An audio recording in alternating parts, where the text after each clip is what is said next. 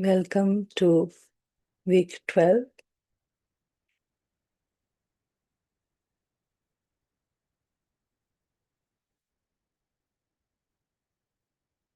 We can't see you, Preeti. I don't know how to turn on the video. I've turned on the video, but looks like there's some internal filter. I'm just trying to fix it.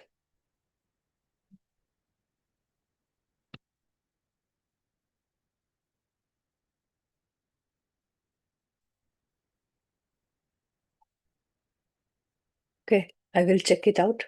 But yes, welcome to week 12, and I hope we all have completed our week 11 practice. Um, some may have their yes and no signal, and some may still will be working. And with that, we can continue working as um, we will be using the signal to understand, to perfect, as and when we will go through the course. And at the same time, we will also learn to master our intuition. And during the process, we will understand how the physiological changes happen, and we continue to understand or learn with our intuition and also develop the yes and no signal over the period of time. But apart from that, our practice of forgiveness and the practice of self acceptance has to be our day in and out practice, and we should be good with that. Continuing from here, we really want to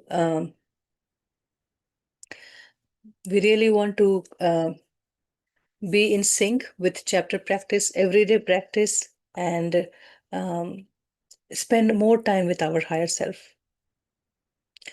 So before we get into today's chapter, it is about experiencing love flow. That's the week 12, and we will learn about it today. And it's another dimension that we will open inside us, understanding or seeing love in everything and everyone.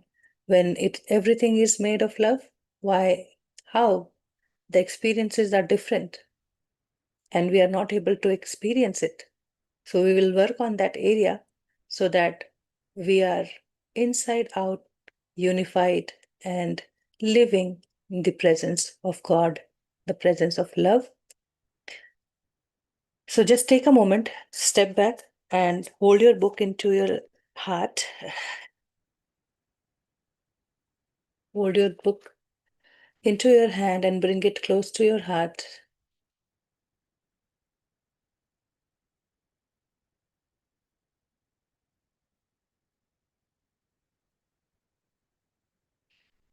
Now ask yourself, what brings you here today?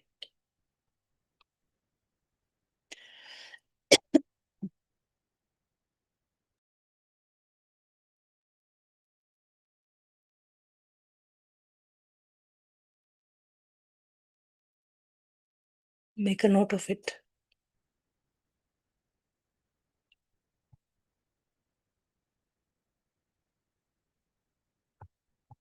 And just check what it is.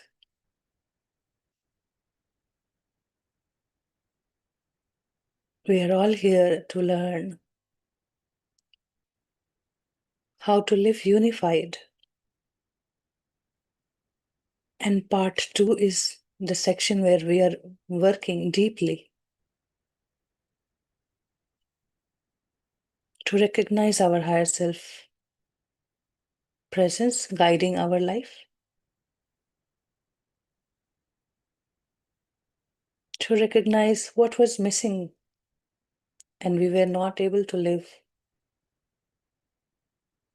our full potential. So, one after another, Babaji helped us root out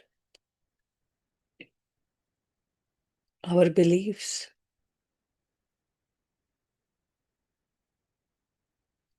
our perception about ourselves.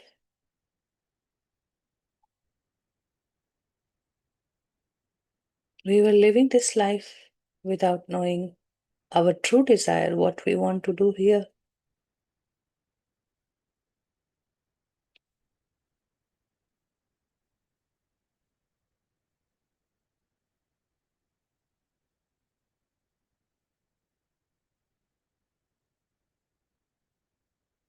And embracing who we are,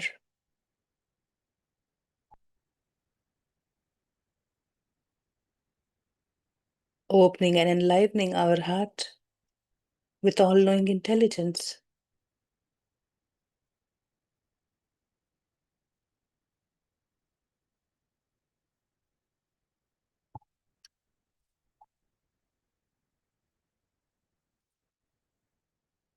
And now we are ready to experience the love flow.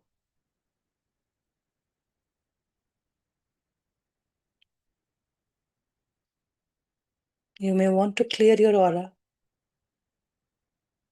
if not already heart centered.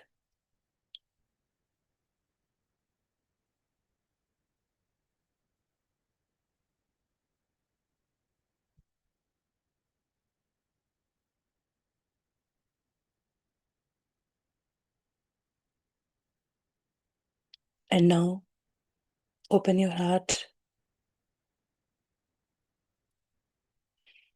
take a long deep breath, and let us connect with Babaji consciousness.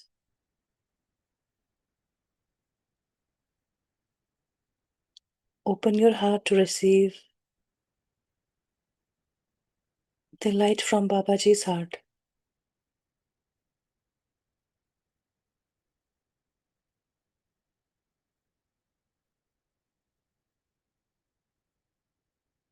The light of experiencing love flow.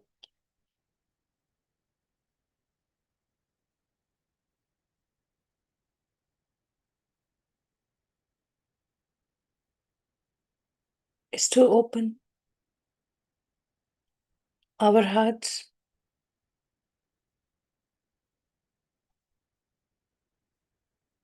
to flow with love, with God's intelligence, with God's thought. Every action, every thought are mirror of it.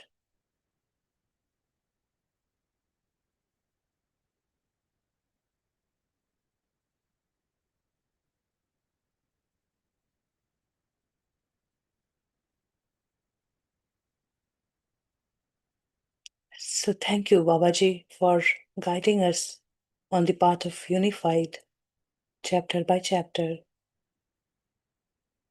And I am doing my diligent practice to learn what it means to live unified. Thank you for being there and guiding all of us.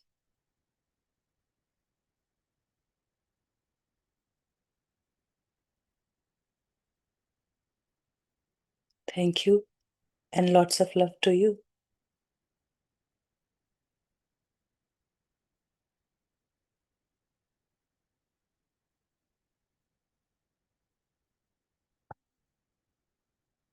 Now, with this open heart, you may open your eyes, come back, and welcome back. We are ready to proceed. Those who have not renamed their name, they have used short name or the name is not proper, please rename so that you know how you are presenting yourself in this group consciousness. Any iPhone, any phone number or anything, just check your name and you will be able to edit it. Welcome, Shailesh. Thank you. Thank you. Greetings and welcome, all of you. We are now starting an important chapter today. This chapter is going to bring a step change now in your journey on with the book. In this week, as you practice the learnings of this week, there will be shift within. it is not just bodily or physical shift that will happen. The shift will happen in your total system as you are. So um, we want to continue our understanding of what love is beyond what we have known in our lifetime. So far, for us, love was an emotion, and that is exactly what it is not. That's the learning we are going to make here. So I want these are the shifts that I'm talking about. In the last week, what we learned, love is all-knowing intelligence. That's where love is, right? The intelligence, that intelligence is not a mental thing. That is the total knowing, the thought that created the universe. That is what we are talking about. So bringing a shift to our own understanding of what love is the purpose of these chapters that we are doing. So before I proceed, I would like to call out now, since Preeti mentioned, but they haven't understood it. There is a person here by name Duru's iPhone. They need to change their name. They have been joining like this for several days, and I keep removing them from the meeting. They still haven't understood. When you join a meeting, present yourself with the name with which somebody can address you. This is a meeting, and you need to be aware of how you present yourself. There is one more person with just initials. They need to rename themselves as well. I'm reminding for the last time now. Here onwards, if I see people with names like that, I will remove them from the meeting. So please go ahead, rename yourself. And if you don't know how to do it, learn about it.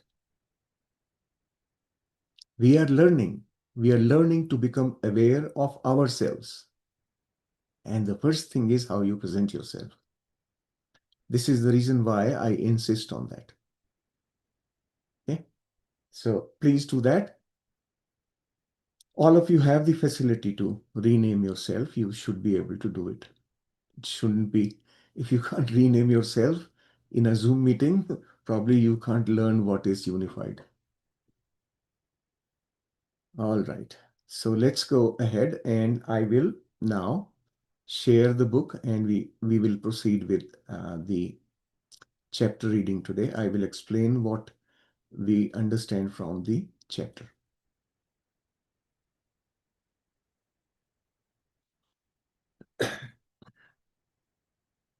All right. So we are now talking about experiencing love flow. Love is something we are learning about. Experiencing is the real knowing.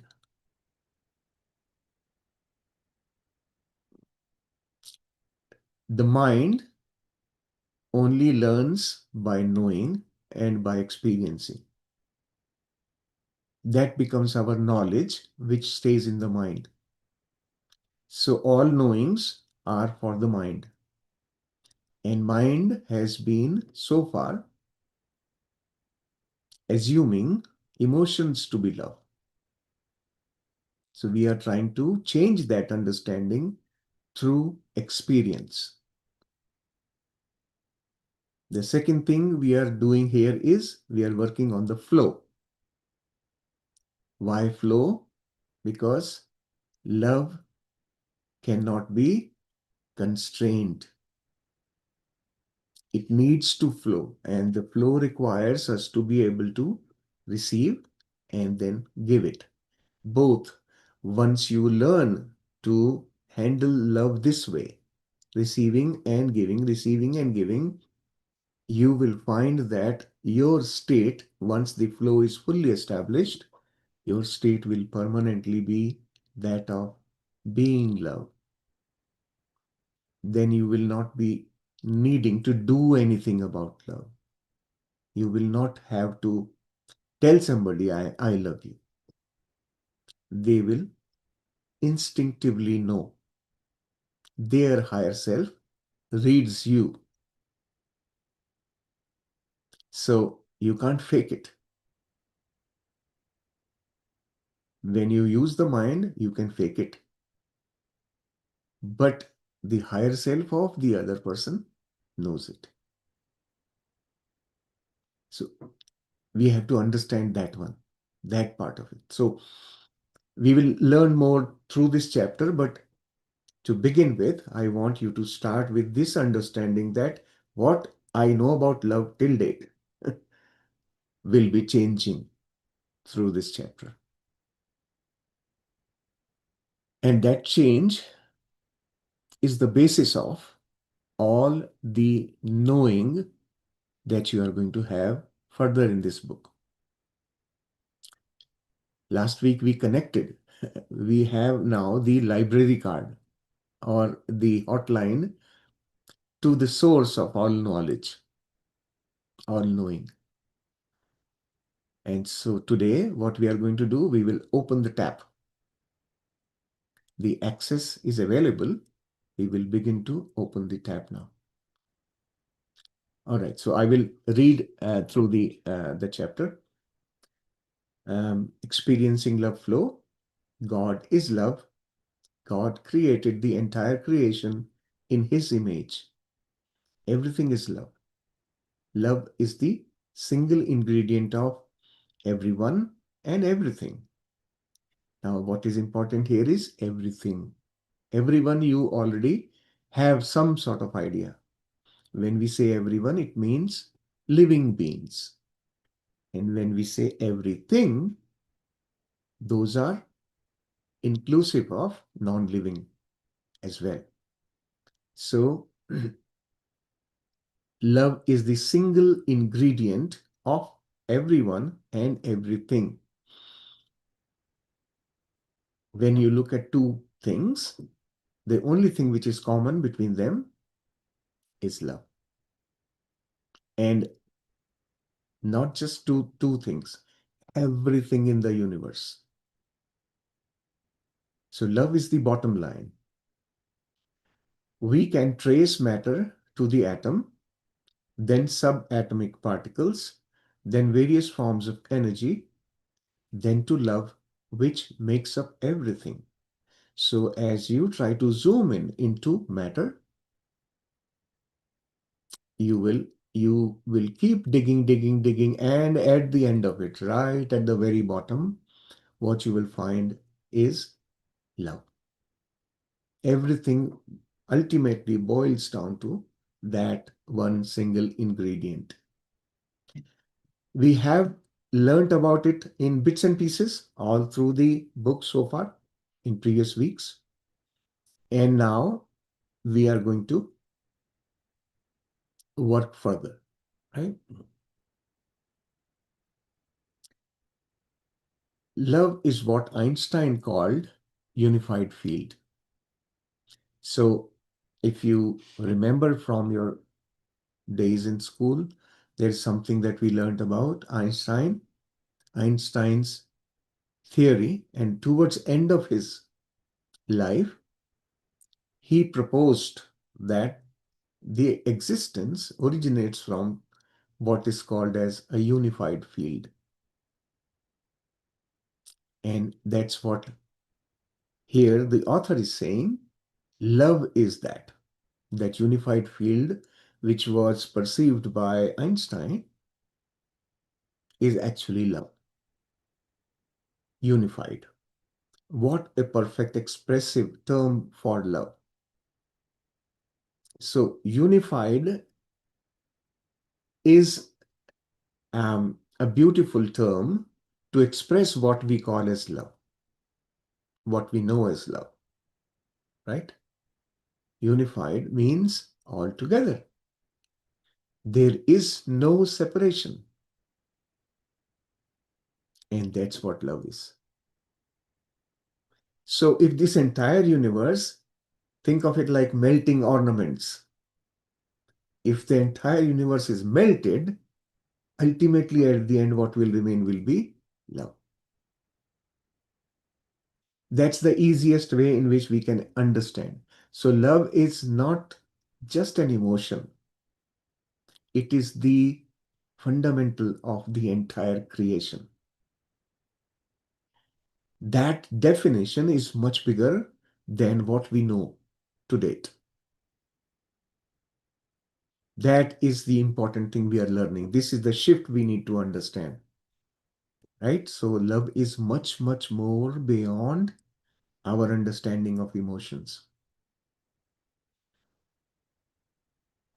That is what you have been developing. Sorry, yeah, let me complete this. If everything, um, what a perfect expressive term for love, it unifies everything.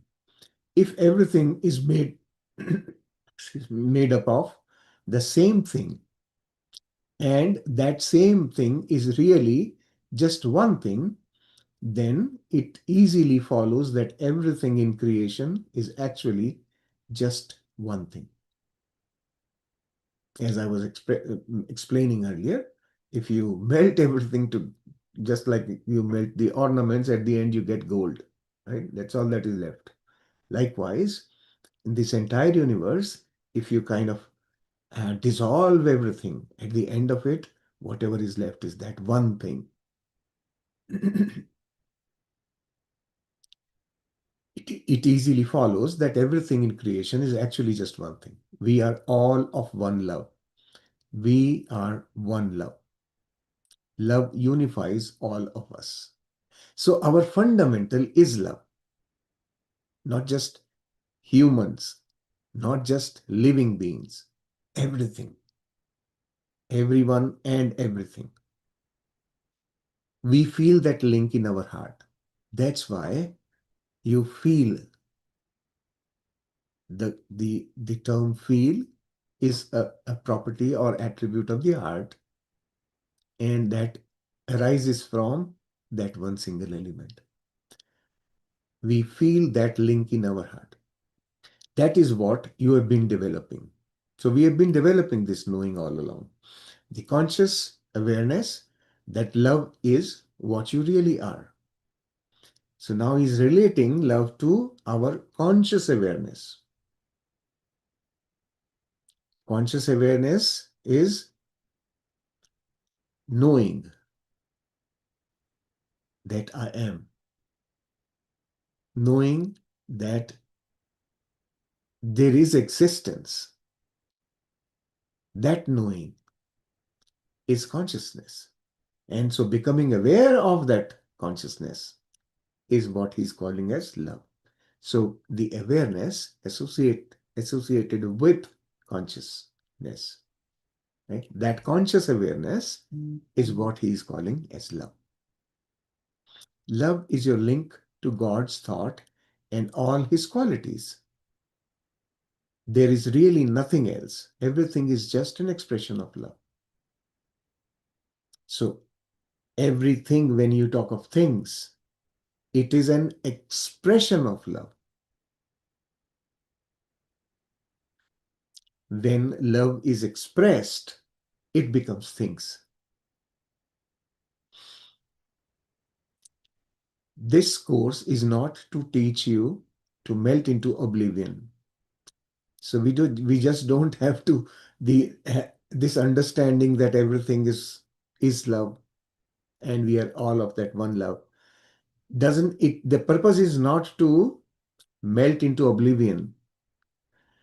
You won't just discover you are part of a vast, undifferentiated sea of love. You will actually know that each aspect of this one creation is a unique and individual manifestation of love. So every aspect of existence is one creation every aspect of this one creation is a unique and individual. So unique, that means no other like that, and individual, separated. Manifestation of love. When love manifests, the creation happens. As accurately, we can say that you are a unique expression of God. So because we consider this entire creation to be creation of God, and this creation is an expression of love. God is love.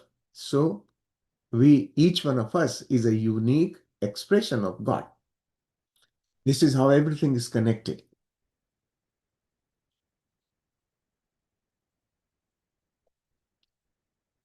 Now let us understand further. You are indeed an individual. You are unique, and you always will be unique. At the same time, you are also unified with all creation. So even though each one of us is unique and individual, but we are still unified with all of creation. Unified means this, not united. United is two people or two things. When they maintain their identity and they come together, we call it united. They are bound. Now, when we say unified, it means this, just like milk and water. When they come together, they get unified. They lose their individual separate identities and just become one liquid, like that. So even though we have individual identities, yesterday somebody shared in the group, in the Hindi group, that when you are sipping tea, you can taste all aspects of the tea, the sugar, the milk, the very tea itself, but you get it, you experience it as one unified cup of tea. So the essence of everything is still there. Individual uniqueness is still there, but we are all unified with that one existence called the love, right? So at the same time, you are also unified with all of creation. This is the most important experience we will develop during this week. Even though I'm individual, I'm unique. There is no other Shailesh like me. But I am still unified with this entire creation. That is the experience we are going to develop. Your role in life is also unique. So as you are unique, your role in life is also unique. You look unique. You radiate unique vibrations that are your trademark. So essentially, our true identity actually is unique vibration. How are we unique? Not just appearance. Appearance is a very small aspect of our existence individually. So how are we different from other aspects of creation? By a unique vibration. So that vibration you may have had, let's say, 800 lifetimes by now. In 800 lifetimes, you must have had 800 different names. What is your real identity? That unique vibration does not change. That is your unique identity. Okay? You reflect God, but you reflect Him as a unique reflector. So individually, we are all expressions of God we are reflections of God, as we know, right? We are made in the image of God. That means we are reflecting God, but we reflect God as a unique reflector. When sun reflects from the moon, you get a unique color, unique feel, unique energy. When sun directly comes to us, we get a totally different experience of the sun. So reflections have uniqueness, and everything in this creation is a unique reflector. So characteristics of the reflector get embedded in reflection. Nothing else in creation is like you. You, yet everything is unified with you. So even though it seems separated and unique, everything around me is separate from me and is unique in its nature, but it is still unified with me. That's the understanding. Why is it unified? Because at the root of it, it's all love. And my conscious awareness is able to now recognize that. This is the purpose of this chapter. If you are unique, so is everyone else. That's another important thing to know, right? Just like me, everyone else is also unique. Your brothers and sisters have unique thoughts, unique roles, unique vibrations, unique drives and desires, just like me, right? Just like everyone else.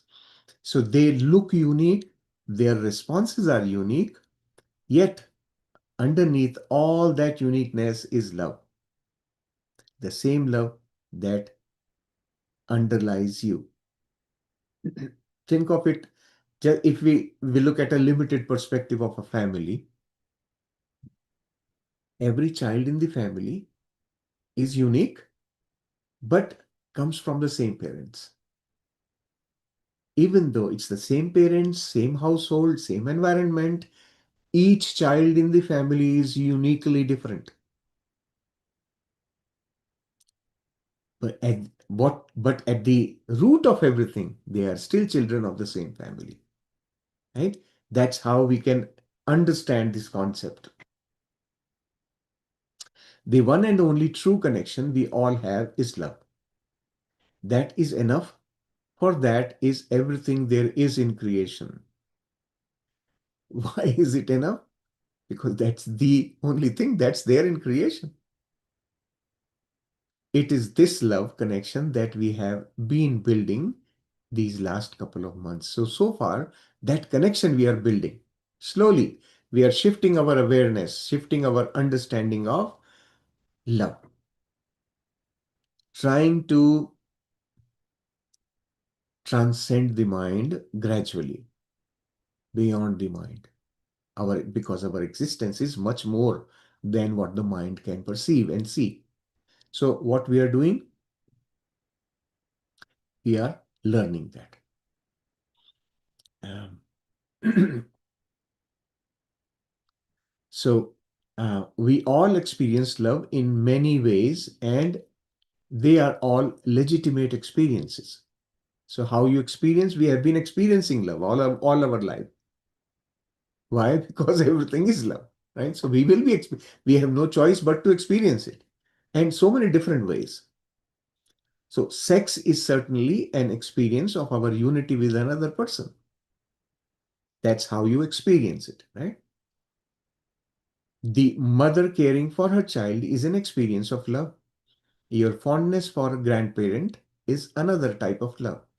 The feeling of compassion for someone caught up in a seeming tragedy is also love. Your feelings of joy at someone's success is love. Your feeling of joy at someone's success is love. That means, like, it doesn't have to be someone, your own. When someone, Let's say someone becomes a successful businessman. You can feel the love for the person, that happiness and the joy that, yes, this person. And there can be thousand different criterias behind it. But when your own family members become successful, very naturally it happens to you. But when someone totally disconnected becomes successful and you feel it, this is another form of love, right? So the feeling of, your feelings of joy at someone's success is love. Throughout the days this week, become aware of the many feelings you experience from your heart that are expressions of love. So what we are trying to do during this week is bringing our awareness to the expressions of love that are around us, and we have been too busy in our mind. We have not been noticing it. So this week, our how we will create the experience is by noticing it deliberately, right? We notice how love is coming to me, in how many different ways it's coming to me. That is the purpose, right? Um, Note that not all your experiences of love are with other people. So now you will begin to notice that all your experiences of love are not just with people. There can be much more than that. After all, we are connected to everything by love. So we do experience that love with everything. I love ice cream. So ice cream is not a person, but I love it. That experience of love I have when I hold the ice cream in my hand and I eat it, that experience is love. That's why I say I love ice cream, right? The same thing. The feelings you get when you look up to a clear sky of stars are feelings of love. The feeling you have when your dog greets you is clearly an exchange of love. Animals and plants respond to your feelings of love. Be aware now of all those wonderful and varied expressions of love in your life. So start becoming aware of it deliberately now. Consciously start becoming aware of such of these experiences. We can have a different feeling of love every moment of the day. It is not a static, unchanging feeling for us. So when you begin to experience love from everything, every day you will get a new experience of love, because get um, you interact with people and things every day in a different situation, different scenario. And each of that now becomes an opportunity to experience love. Each moment brings a new set of experiences with different people, new environments, new plants, and new animals. With everyone and everything, we can experience our connected love, connecting love. So we can experience, if we want to, we can acknowledge that we are unified by simply feeling the love. Nothing great to be done. Just feeling the love makes you unified.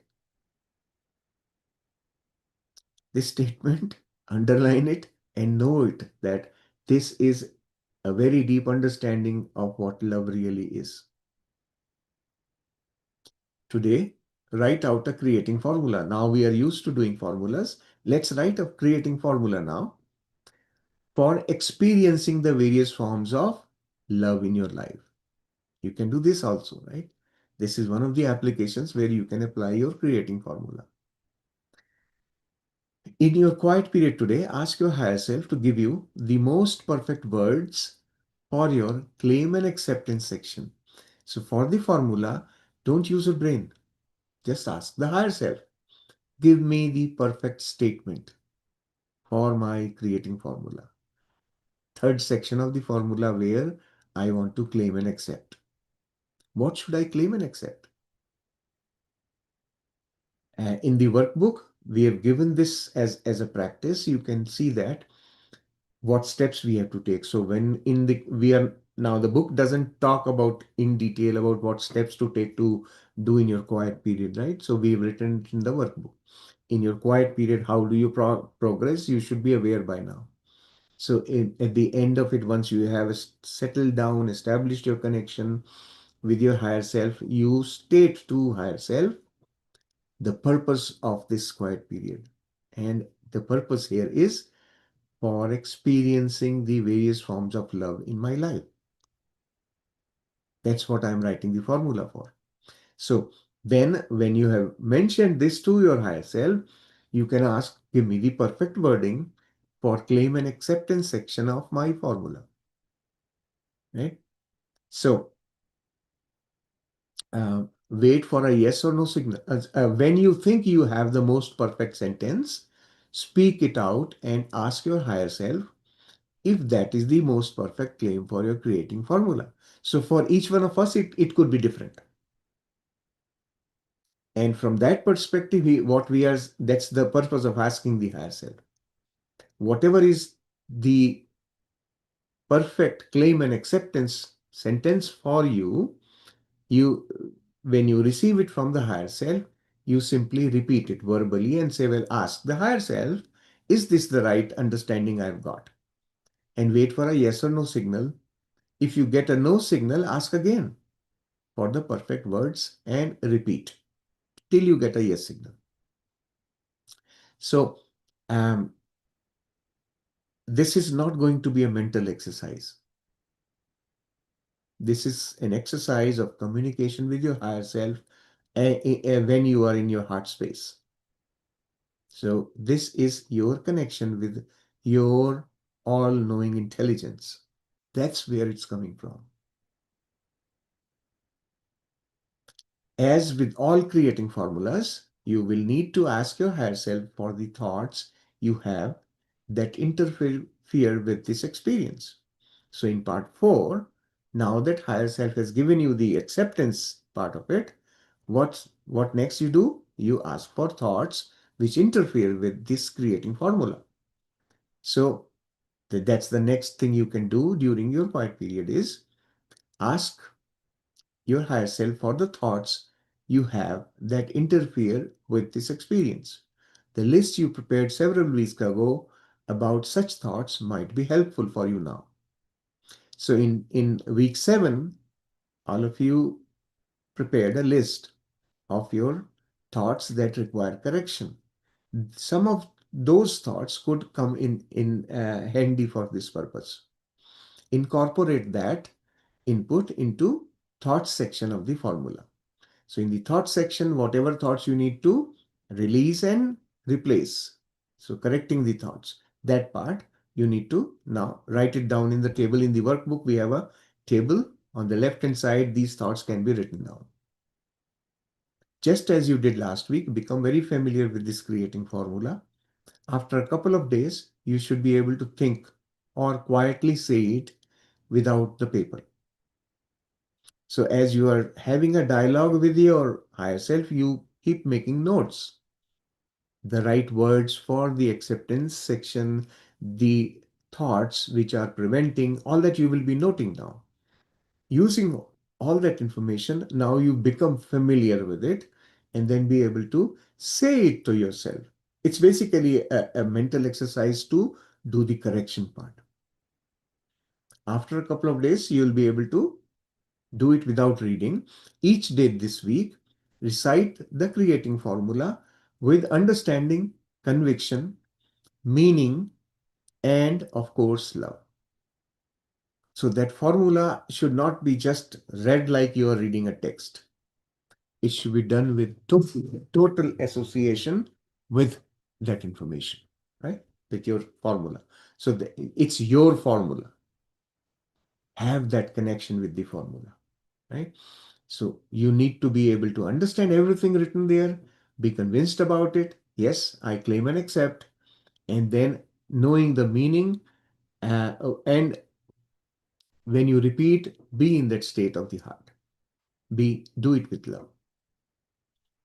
When you feel very comfortable with this week's creating formula, you may do another for a perfect and unconditional love expression with a specific person.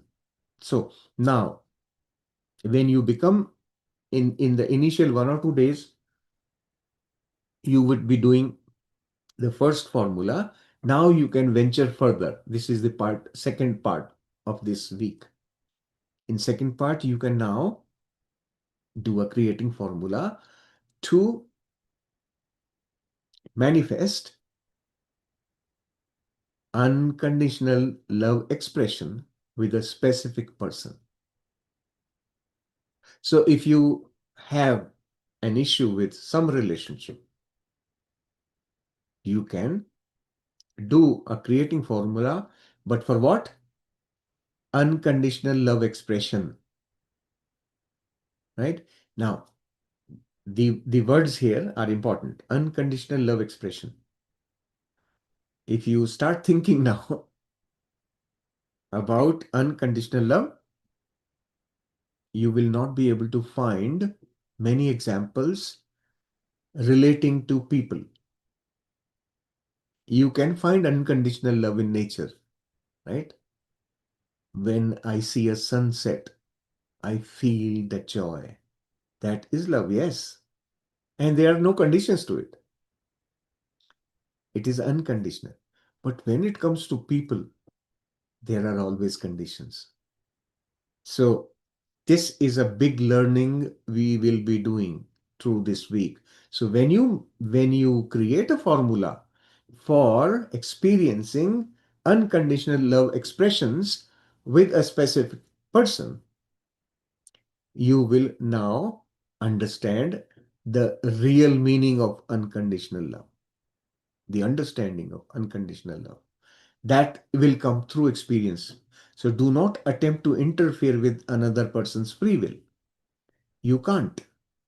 So it will lead only to frustration for you. That's the purpose of the unconditional love. If you put conditions in your formula, that is interference with their free will. So don't do a creating formula now or ever. This or ever is very important. For someone to marry you, make sexual love to you, move in with you, etc. Never do this. Why? Because this is interference with their free will. Your claim is for a perfect and unconditional love expression with that person. So be open as to how that perfect love expression can manifest.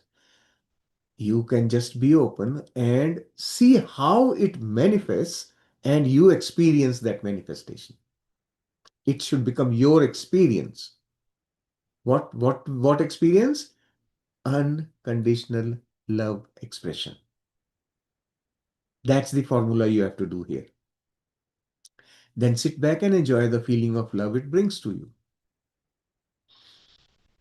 This whole week is to feel the oneness with everything. When we feel that oneness, we are bound to feel an aspect of love. It is impossible not to feel it, just as it is impossible not to get wet when you put your head in water.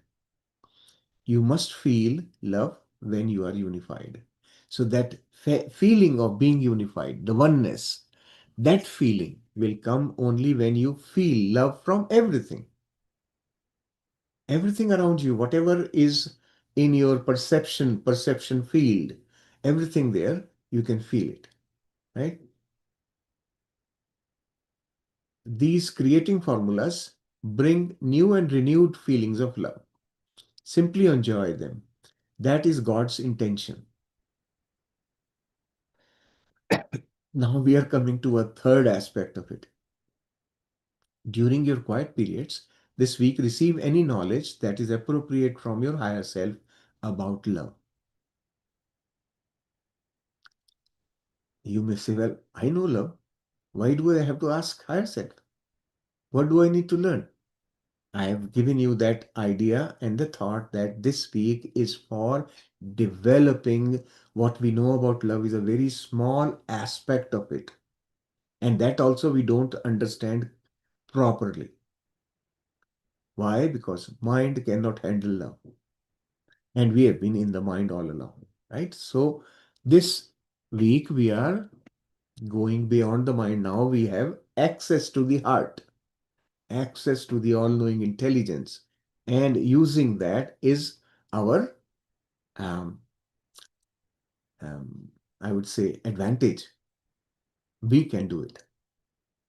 So during your quiet periods this week, receive any knowledge that is appropriate from your higher self about love.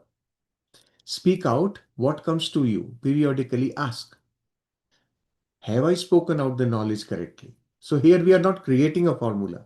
This is simply a communication with your higher self. In any quiet period, you can sit down and say, well, once you are connected, tell the higher self that my objective for this quiet period is to learn any knowledge that I need to know about love.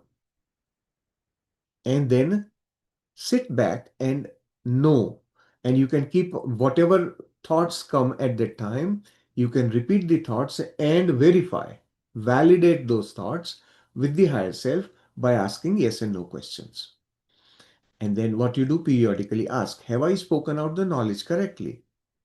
What for? Wait for your yes and no signal. If no, find out what correction needs to be made.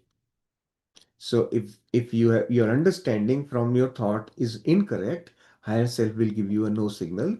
Then you say, okay, what is the correct thought? Ask for it.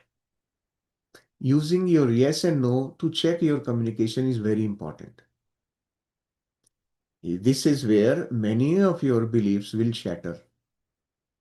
Many things that you have assumed to date about love, they will begin to shatter because this is where they will come out. It develops confidence in your communication and it gives you more practice on the yes and no signal. So using the yes and no more frequently is important as well because it improves your practice with the signal. At the same time, it benefits you from the point of view of your understanding of love. It will widen your horizon of thinking.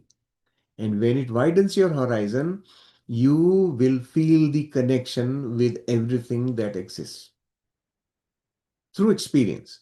The purpose is experiencing flow of love in this chapter, right? We are experiencing, not intellectually understanding, experiencing it, actually experiencing it.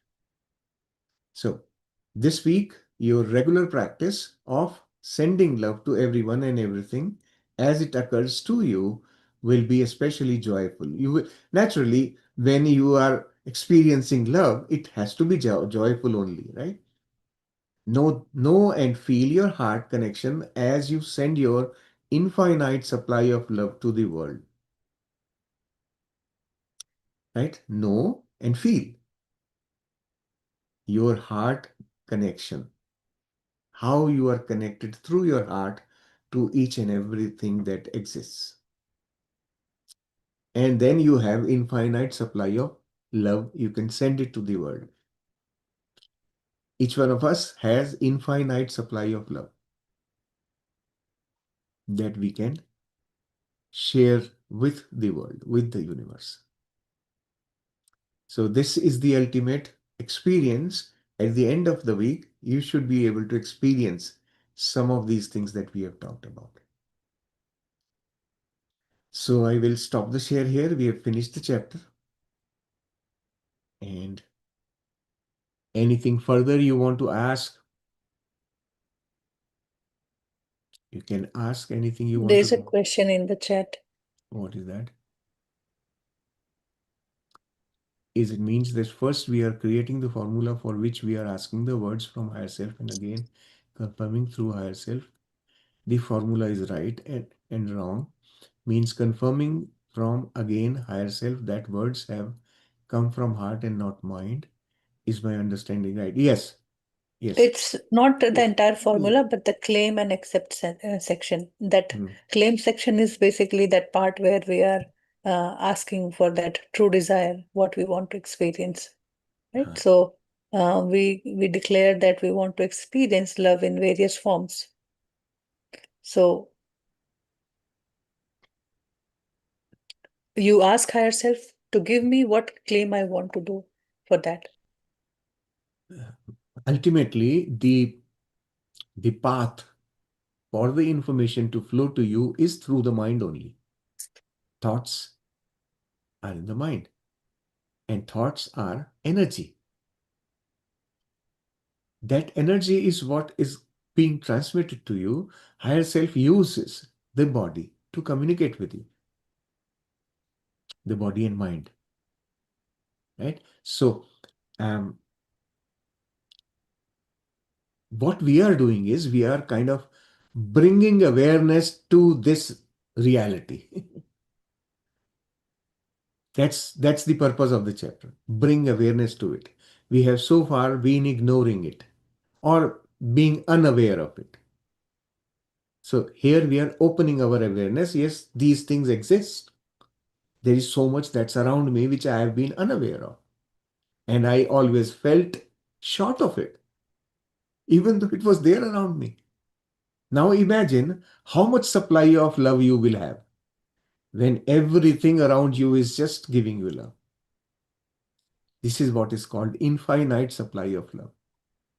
That's where the chapter started, like looking at the physical matter and drilling down to love, Ah, and then realize that everything is love, your own expression is love, but mm. you have not seen it so far.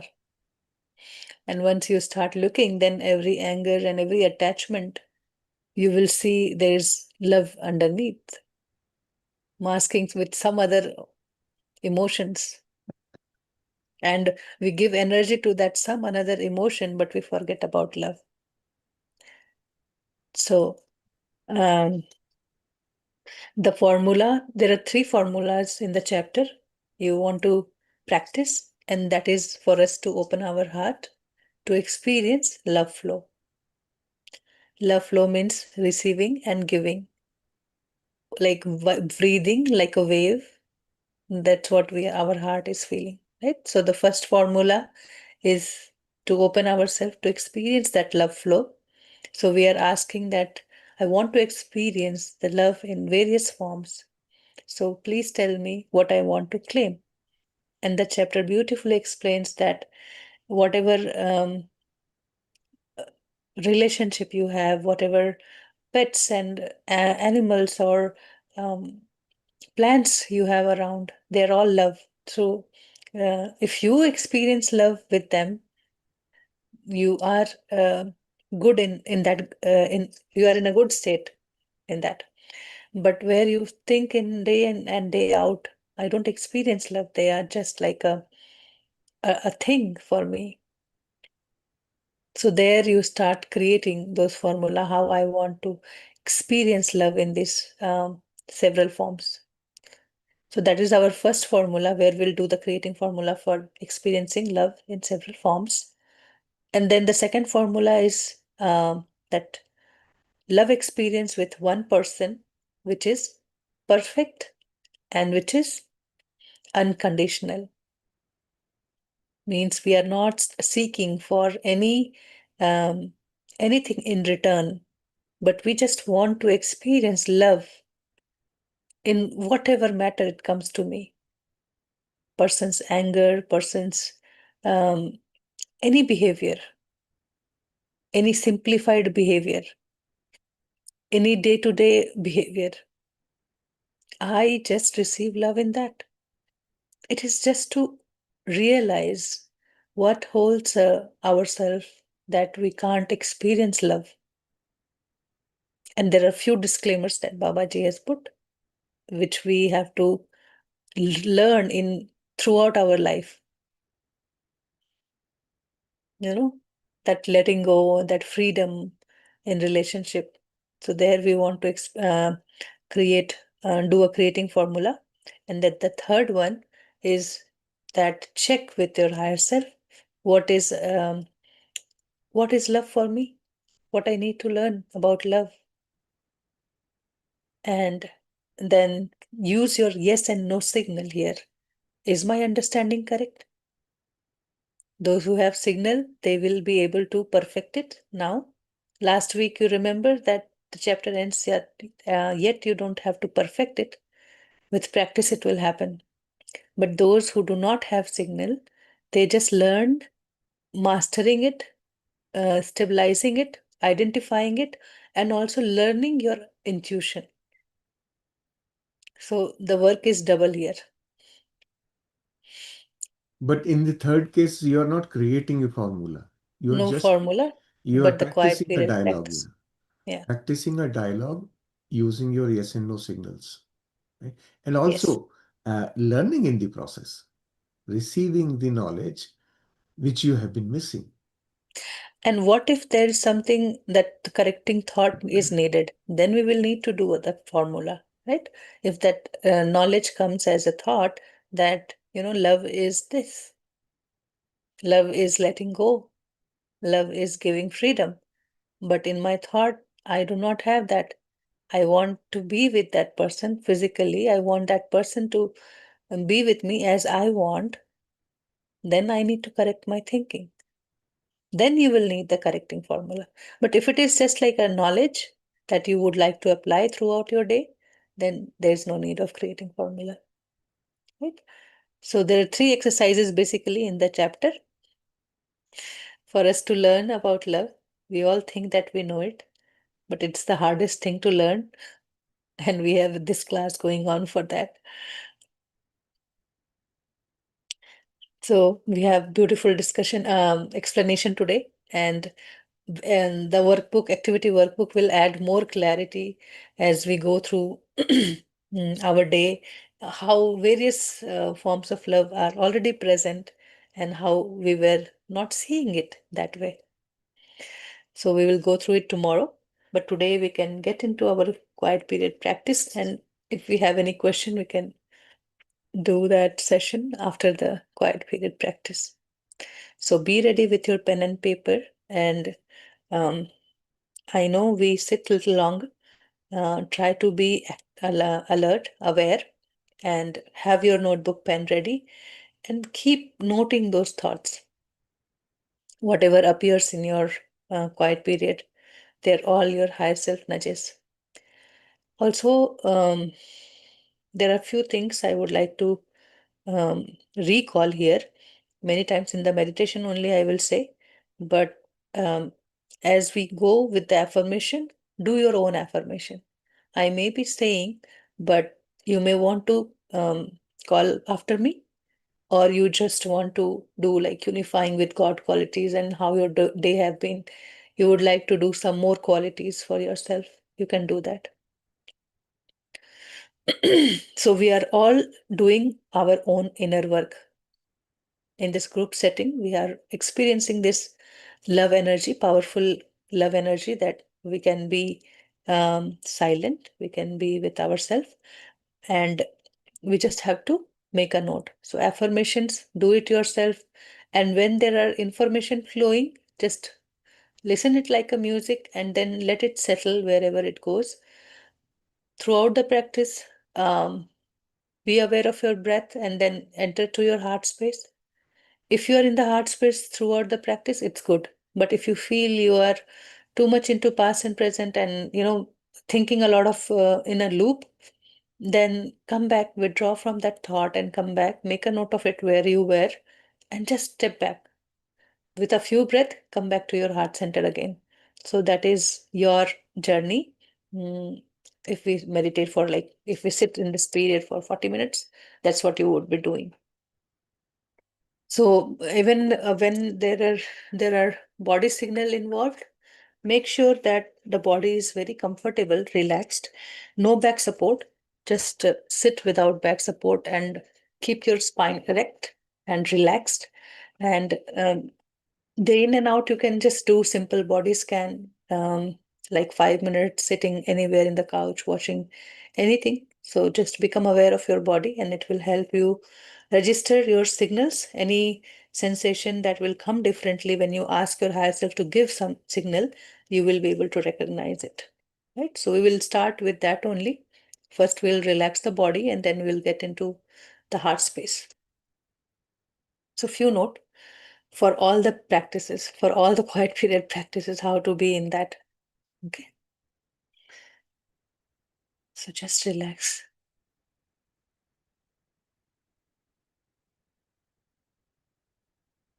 Close your eyes and feel these words sinking in you. First, the light of the chapter, the seed of the chapter in your heart, and then the explanation to the mind, the first learning of the experiencing love flow. And in 7 days, there will be several iterations. There will be several moments where you will be asking questions to yourself, to your higher self. And when you will be in the present moment aware of yourself, you will find the answer flowing to you. We have opened that channel where everything is known to us. You just have to access it. Tune into that. In our heart, we carry peace and trust. And we listen. We listen the sound of our higher self. They are not special, they are just a thought, but very special with God's quality. A gentle warmth, gentle touch.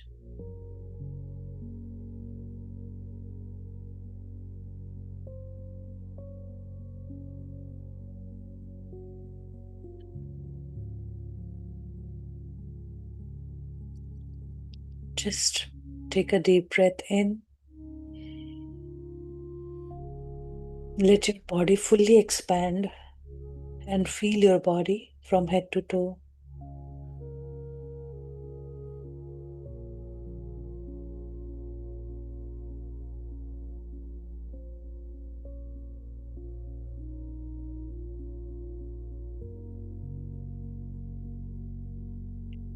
And toe to head. Scan it gradually from head to neck to shoulder to hands to the waist, bottom, knees and ankles and foot.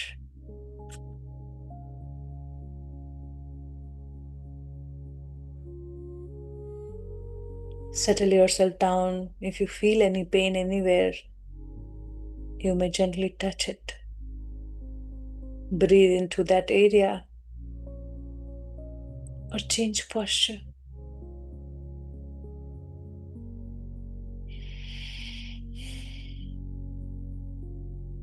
And relax. Relax with a few more deep breaths, 5 or 6 or 10. And open yourself up with every breath.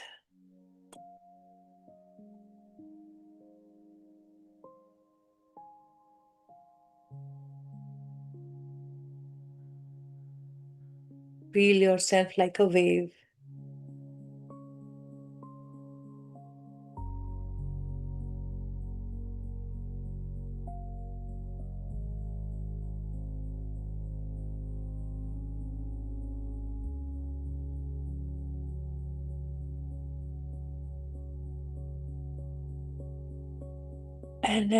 And when you are ready, just withdraw from the body. Withdraw the awareness from the entire body and come to your heart center.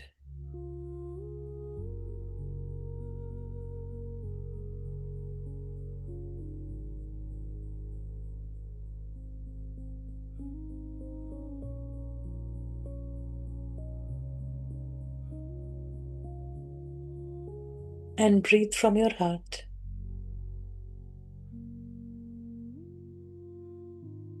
Until you feel that gentle pulsation arising.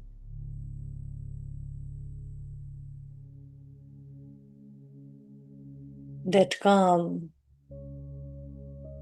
that stillness, the warmth, the coolness, anything it may feel like.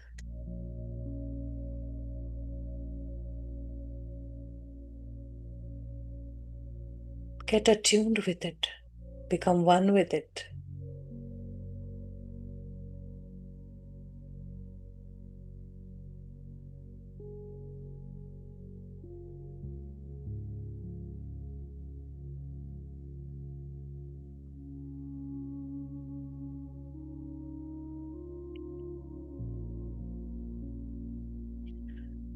Gradually, we are learning about love. We learned about God's love, this gentle pulsation. Then the love as a link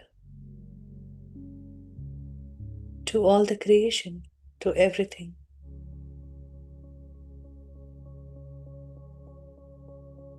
Then love as link to God's thought, all-knowing intelligence.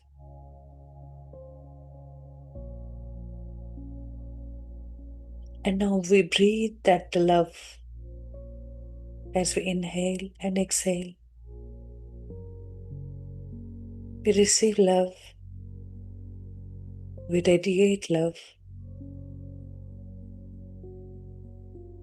If we keep it flowing, the flow is because we are all unique.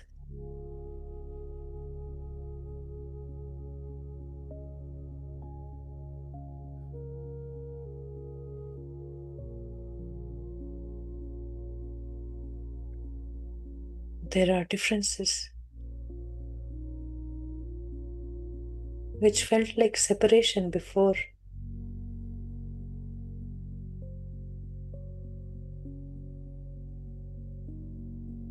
But now this love connection is opening our heart. Furthermore, to embrace life, to embrace love.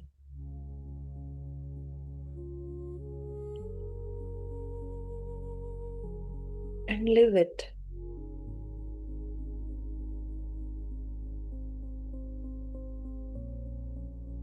Our breath is love. Our touch is love. The very gentle feet movement on the surface of earth is the feeling of love.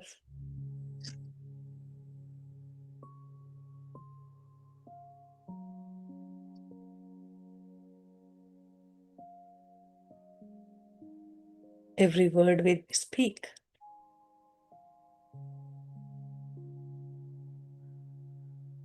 is that expression of love.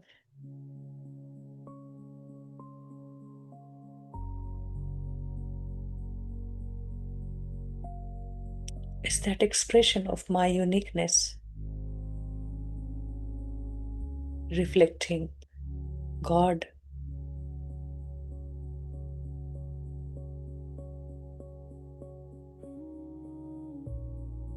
As I recognize my presence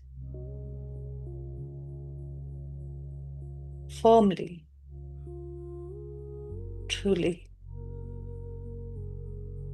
I am the image of God.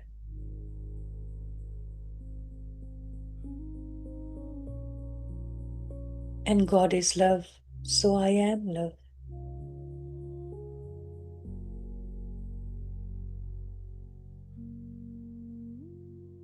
Feel this and speak within.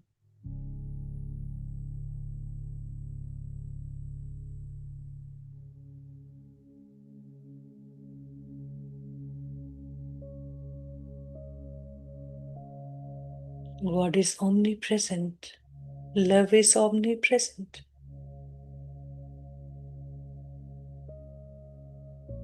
And I am radiating this love into all of creation. I am the source of love.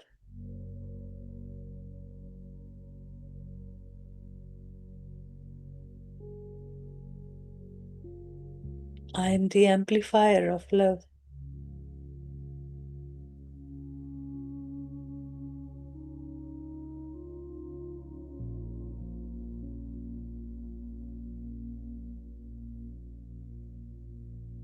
And feel this love expanding from the heart center into your chest to the shoulders, filling entire body top to bottom with love, like a bright sun. Every cell in the body is receiving this God's love.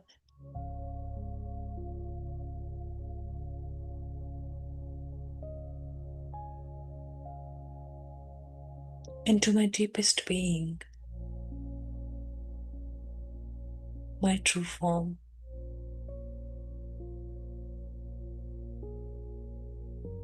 My true existence is love.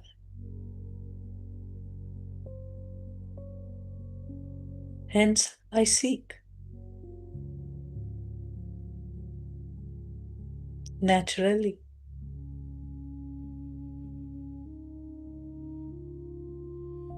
And I radiate unknowingly.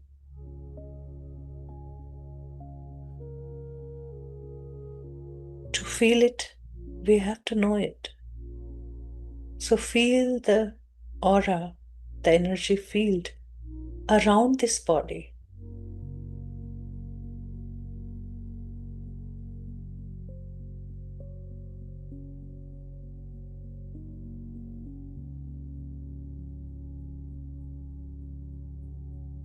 Beyond this body.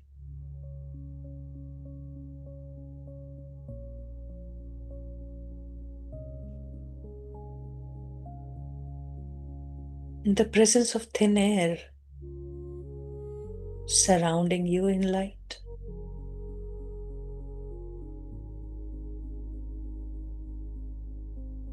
Is love.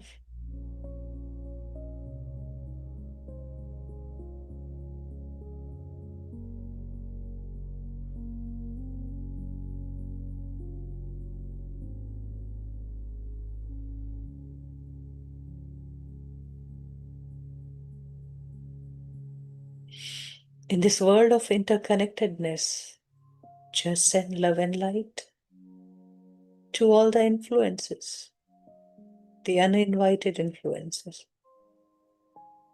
lost, forgotten, their truths. So recite within yourself. To each uninvited influences in my aura, I send love and light. You are each whole and healed. You are each created as love and light. And you're still love and light. No need to be afraid. Do not feel the pain. I know a perfect place for each one of you to go. And I request my higher self to take you there now. Each one of you, go in peace. And I set you free.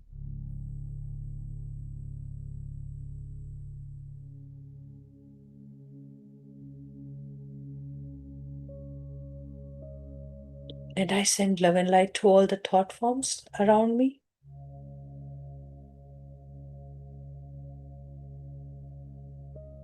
It's just a thought. Repeatedly, it becomes action. Unknowingly, we start saying this all the time, wherever we go.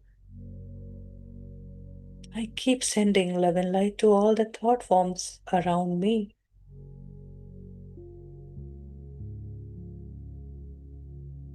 And then I close my aura to all except my higher self.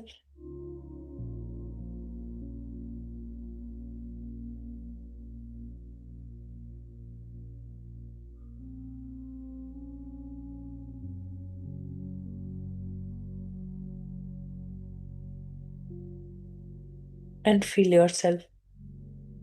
Get busy with yourself so much, feeling yourself, that you do not get into trance. Love yourself. Be aware of yourself. Feeling, loving your body, your presence, your vibes.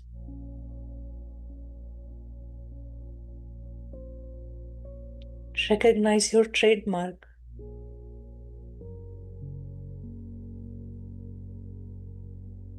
What makes you unique?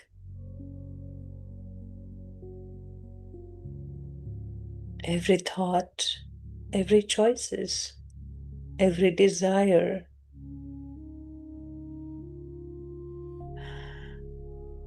they come into expression. How I feel about myself, how do I look, how I dress up, and how comfortable I am in that.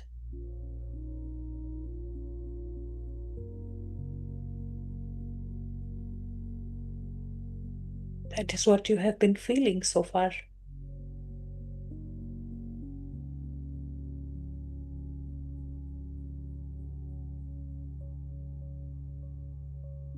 Do you recognize it? Do you adore it? Marvel it? It is God's creation.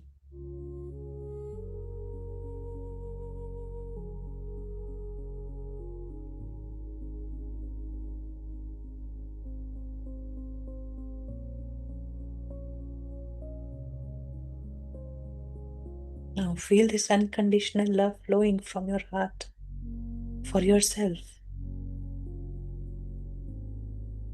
That is God's love, which is omnipresent, everywhere present,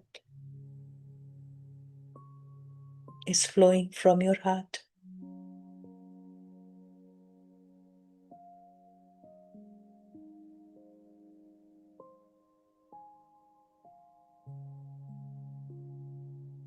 I am one with God,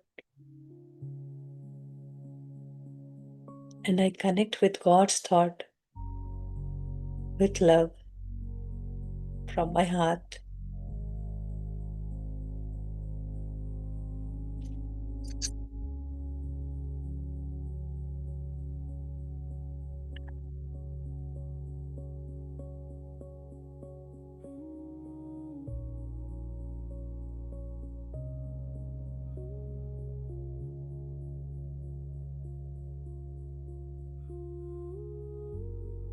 Love is your true nature. Love is the connection with all of creation.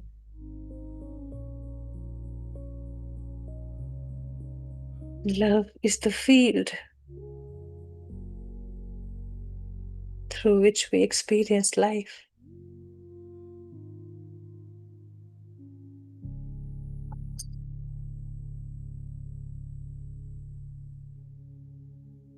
We are all of one love. We are one love. And love unifies all of us.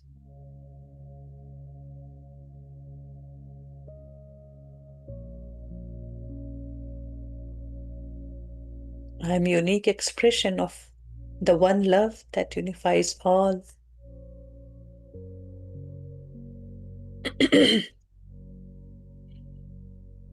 Breathe in and breathe out. Stay at your heart center and tell your higher self today. Tell your intention today. My dear higher self, I'm here to manifest experiencing various forms of love in my life.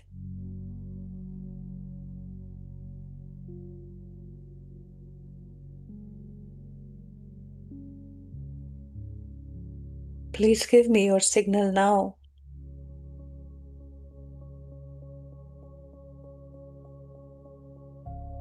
And we are ready to go into the creating formula, unifying with God.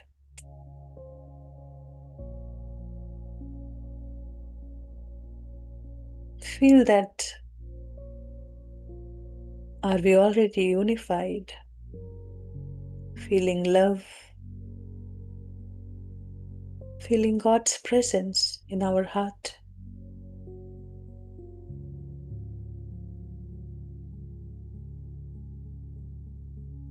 God is love. Love is everything. God had only one thing with which He made everything. That one thing is love. So I am love.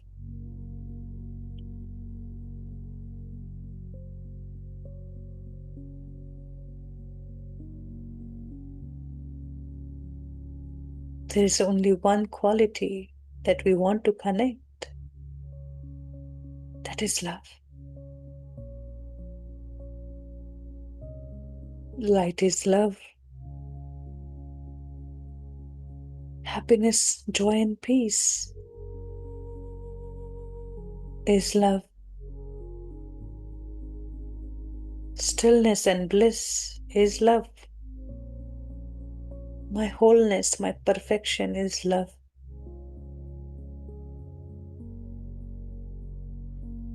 Abundance is love.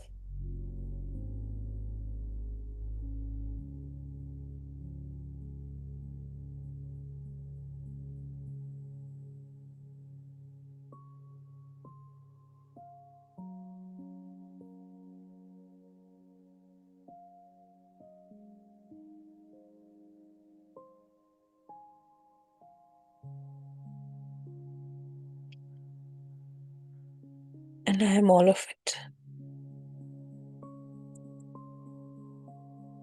I am love in my happiness. I am love in my peace. I am love in my joy. I am love when I am whole and complete, perfect. I am love in my abundance.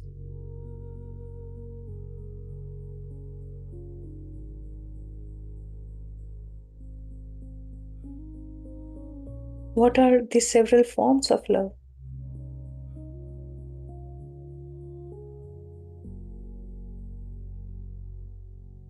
How do we perceive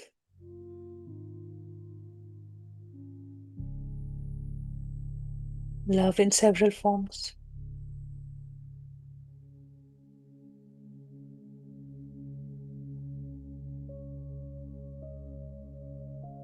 From physical matter to subatomic particle,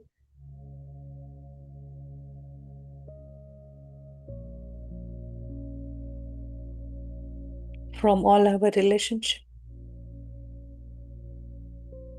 from our work,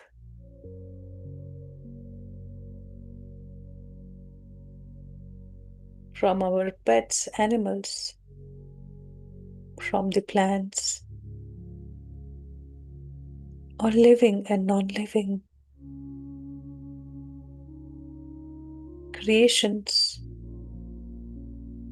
are creation of God.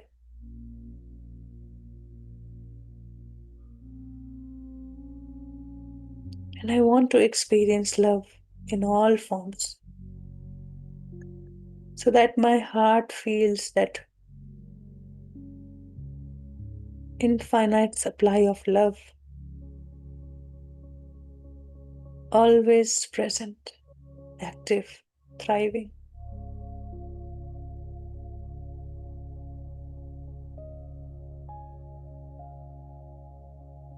So ask your higher self, my dear higher self,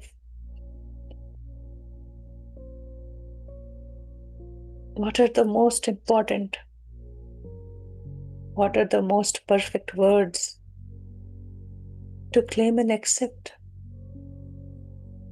for me to experience various forms of love in my life? You may form it in your words and ask your higher self.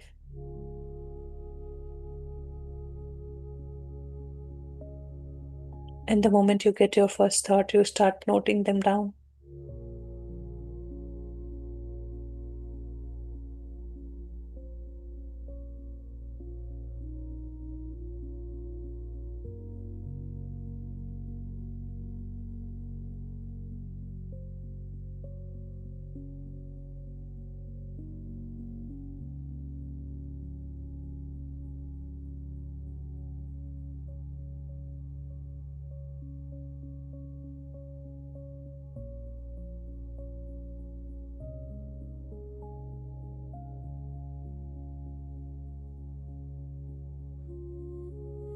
Did you get a word?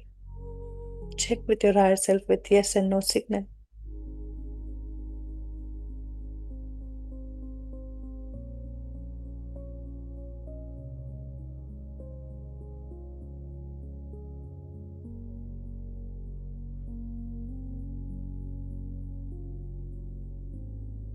Maybe somebody controlling and I don't feel love.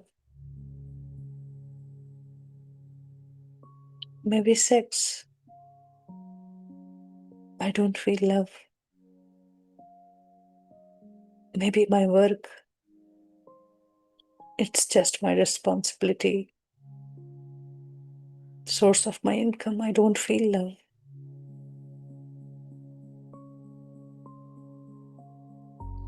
Write them down, whatever it is. Or any person who appears and you have a thought associated with it. How you identify that person.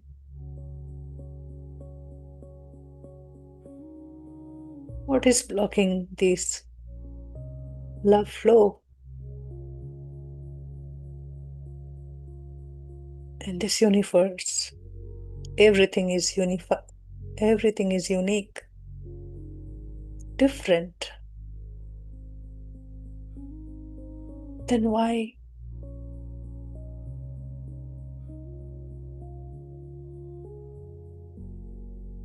don't I see God's love in everything and everybody? Why is my love so selective?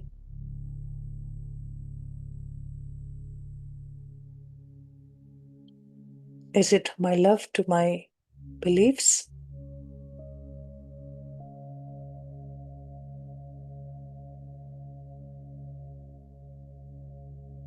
Or is it my love to God's love that is keeping me away from experiencing this love flow in my heart?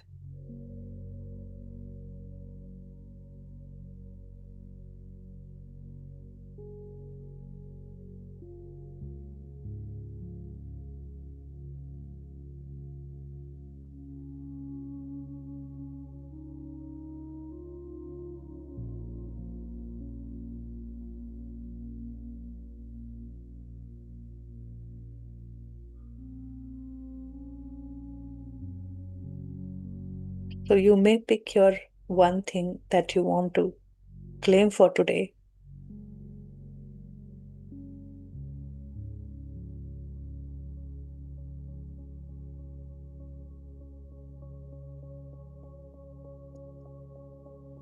Here with the group, we will generalize the practice. So we will claim. You may say your claim.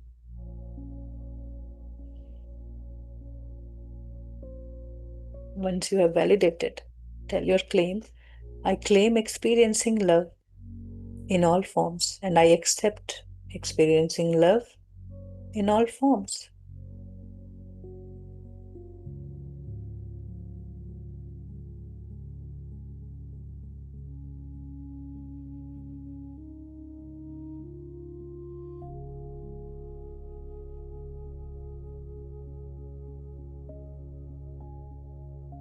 Immediately you will see a peace, a wave coming to you, a piece of love, wave of love,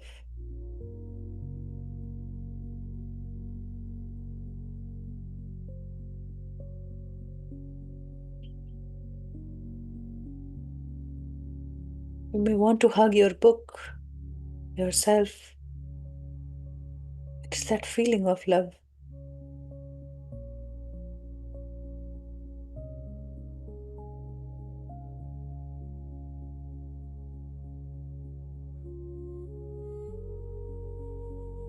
And then the moment you feel it, you wish to give it to all.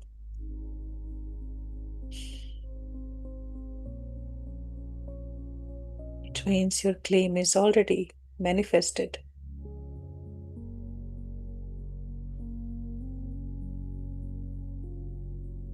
But again, check with your higher self. If you have no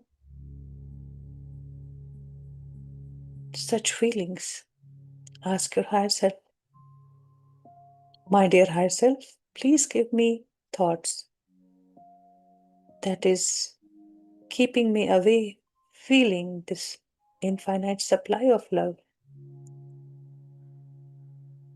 from experiencing love from all these forms.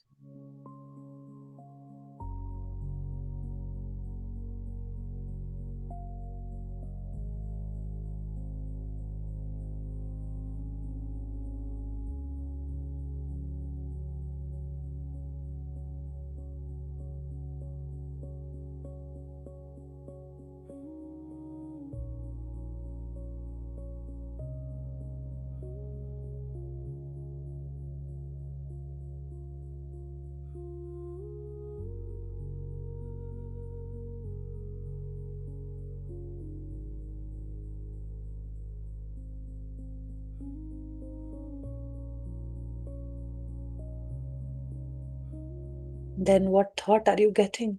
Make a note of it.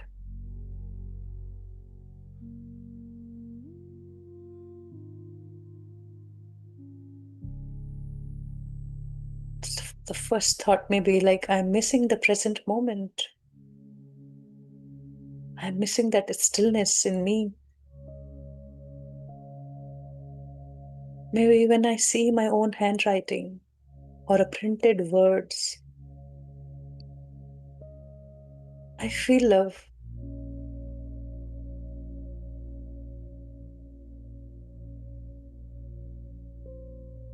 But usually I am very busy, always thinking of next, of thinking of completing the task. And I miss it.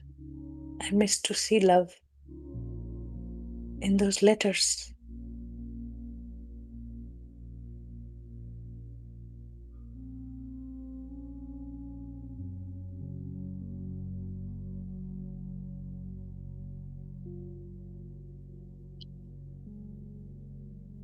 Maybe my mind tells me how the love should be.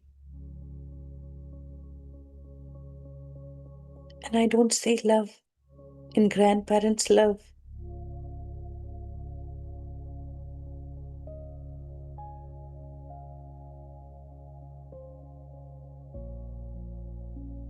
So, what that beliefs are?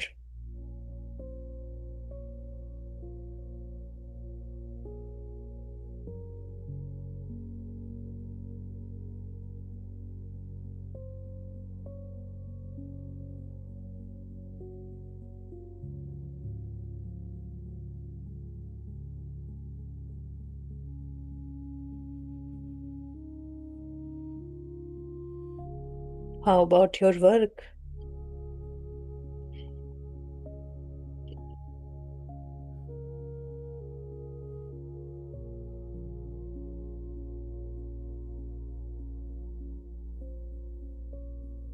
Do you appreciate it?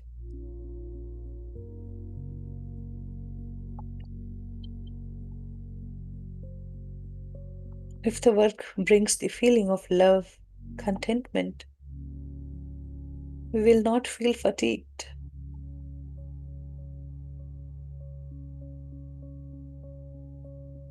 So check yourself where you are overburdening yourself.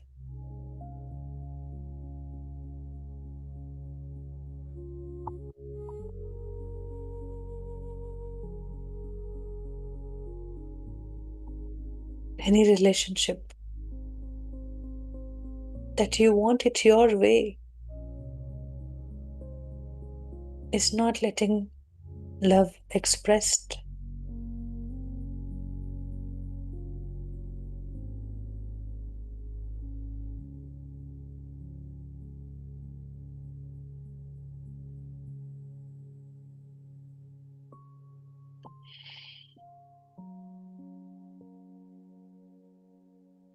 This is deep reflection. You may want to do it again and again. Where I am blocking my love, where I am blocking myself in feeling love, when I am made with love, and if so everything is, and everyone.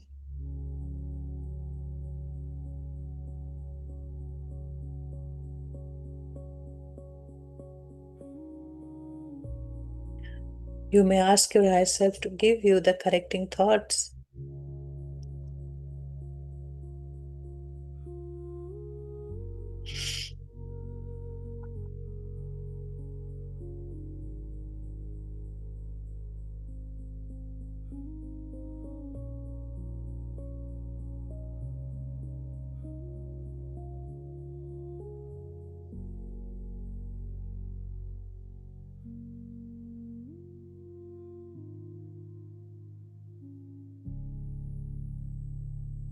My work is my expression.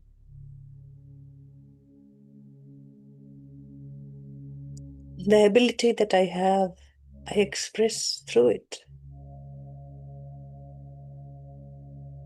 When I'm too busy, I feel I'm needed. Needed to be present, needed to be there, collaborating, contributing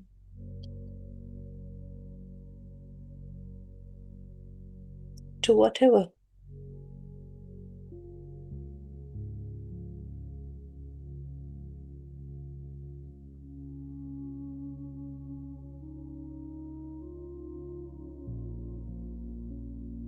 Sex brings two people together, feeling oneness.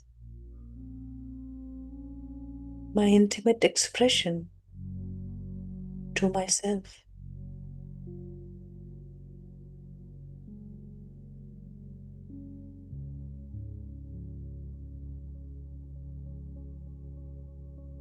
Grandparents' love is their way of expressing their love.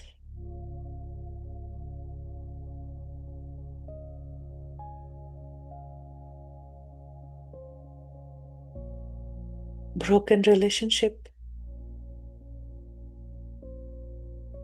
is the expression of love, of letting go, freeing up, making space for new.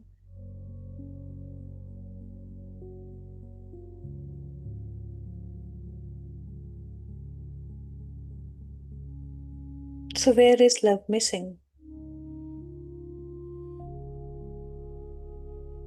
Now, open yourself more, breathe deeply into your heart,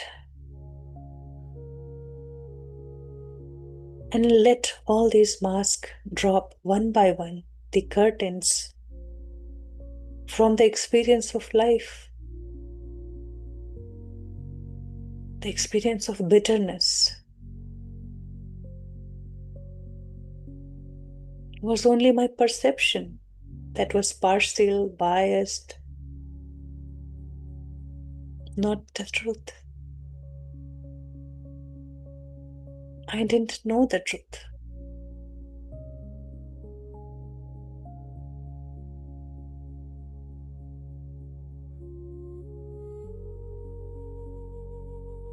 So do this reflection and you will find a correcting thought sitting beside it.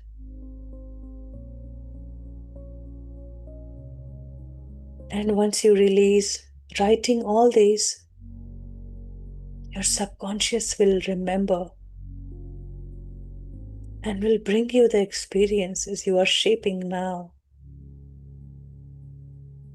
With your higher self, you become your higher self, your whole self.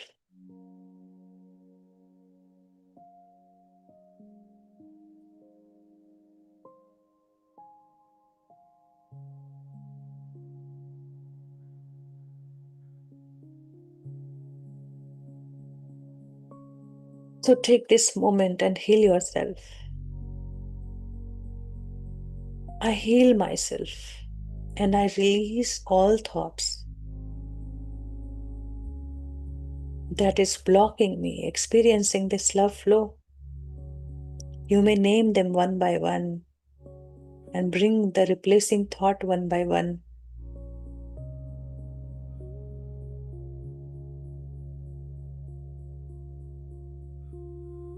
And then anything known or unknown, conscious or subconscious, any thought that is interfering my experience of love, I release it, I let it go.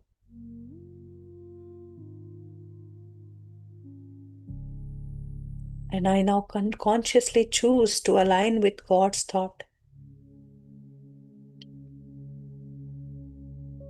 God's thought has got quality of love, of peace, happiness, of abundance, of perfection.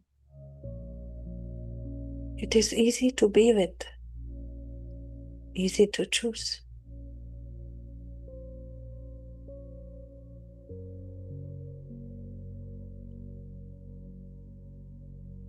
And I open myself to experience this infinite supply of love flow from my heart. And I feel my heart is in state of forgiveness. If you feel heavy on your heart, remind yourself that you are made perfect. And there is actually nothing to forgive, as we invited those experiences in our life with our ignorant thinking patterns.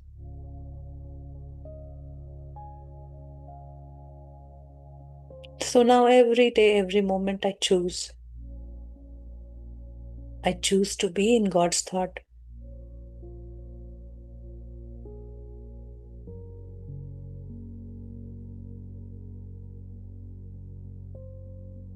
And I thank God for this claim, for blessing me with this claim, for me to experience love in all forms.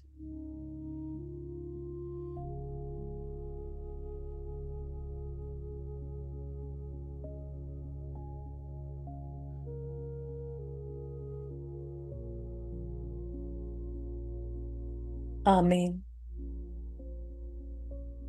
I let it go. I surrender my claim. This claim is created, and I release it to the natural law of the nature.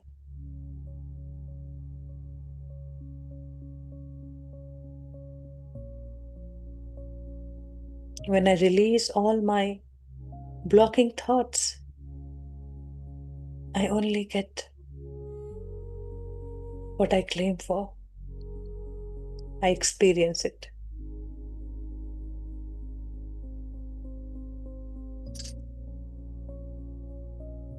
So you may call upon your creating formula like this: God and I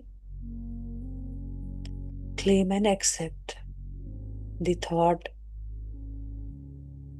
that I am unique, I am love.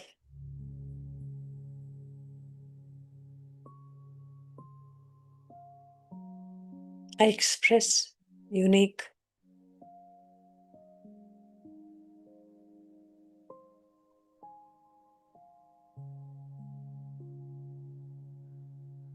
quality of God's love. I am a unique expression of God's love.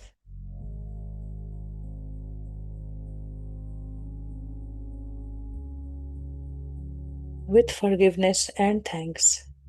Amen. So you can use your correcting thoughts to fill into the thought section of the formula and recite upon it, call upon it, feeling the truth of your claim. There is no resistance.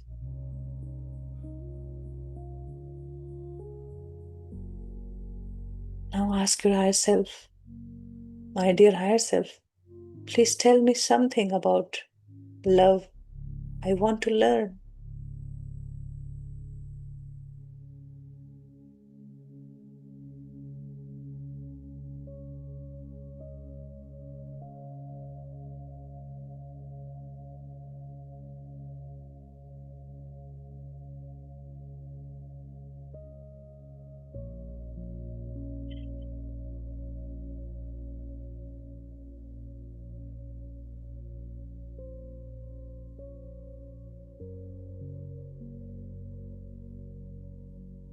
Trust your knowledge, whatever you learned, whatever thought came in.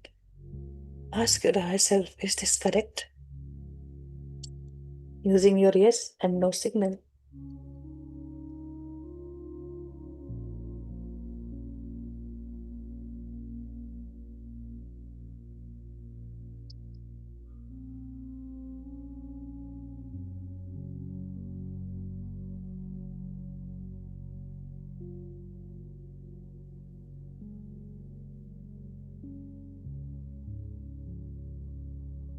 If there's a no, then ask what needs to be corrected. As you receive, you can continue writing. Maybe just a simple thought like, love is everything.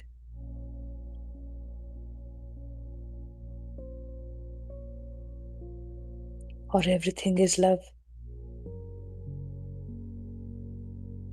Then you can ask for more explanation, more information.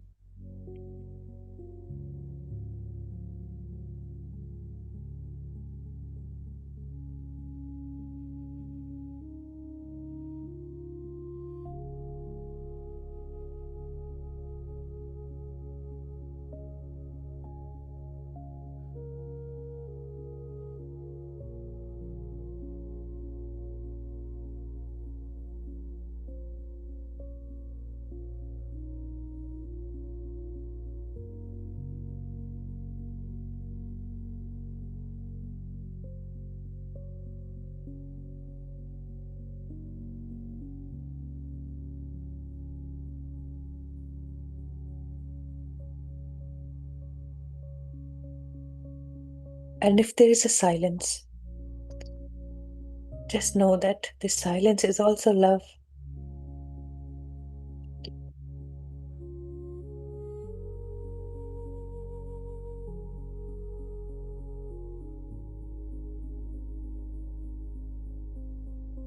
So let us thank our higher self for guiding today. My dear higher self, I thank you for your guidance, for your love, for always being there with me.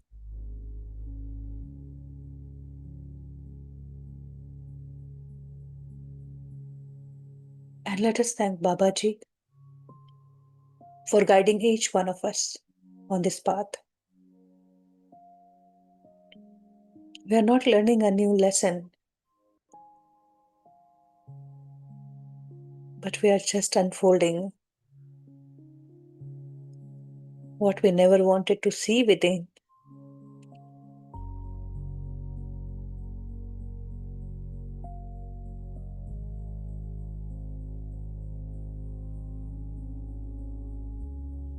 I feel this love and I send love to every corner of my home, to every person, every living and non-living things.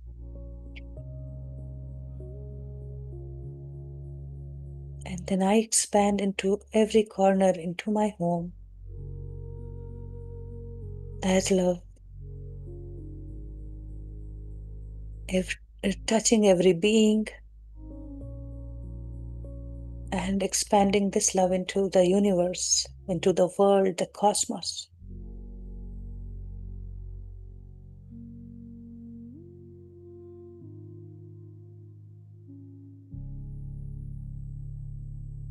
Breathe from your heart.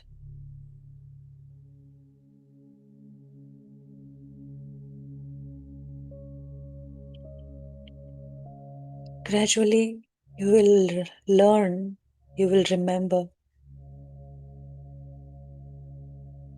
you will experience this. Come to this practice again and again, feeling love, sending love, radiating love, and receiving love.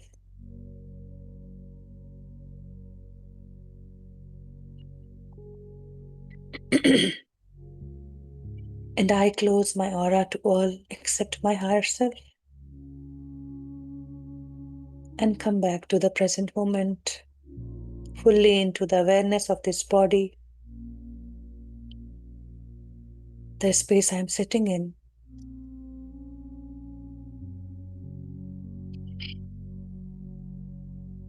With a slow, long, deep breath in and out, mark this as a memory of heart opening. God's intention is that we learn about love in this life, in every life. And we are making little progress every time we come. But this time we are going to get a big leap, living it.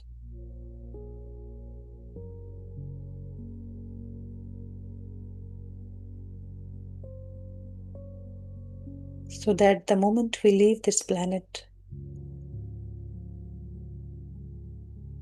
we leave love and go peacefully. That's the purpose of life for all of us.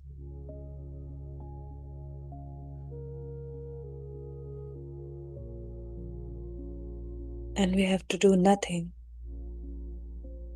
We just have to be. No war within, no fight, no struggle.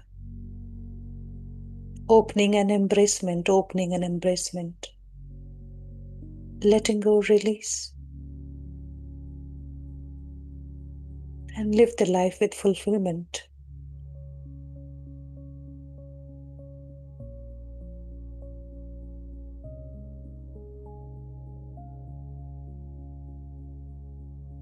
Breathe in, breathe out.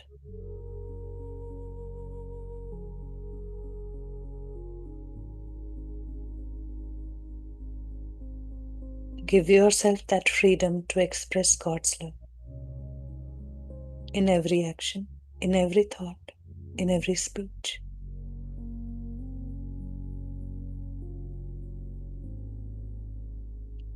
You may gently bring both your palms and put it over your closed eyes for 5, 4, 3, 2, 1, 0.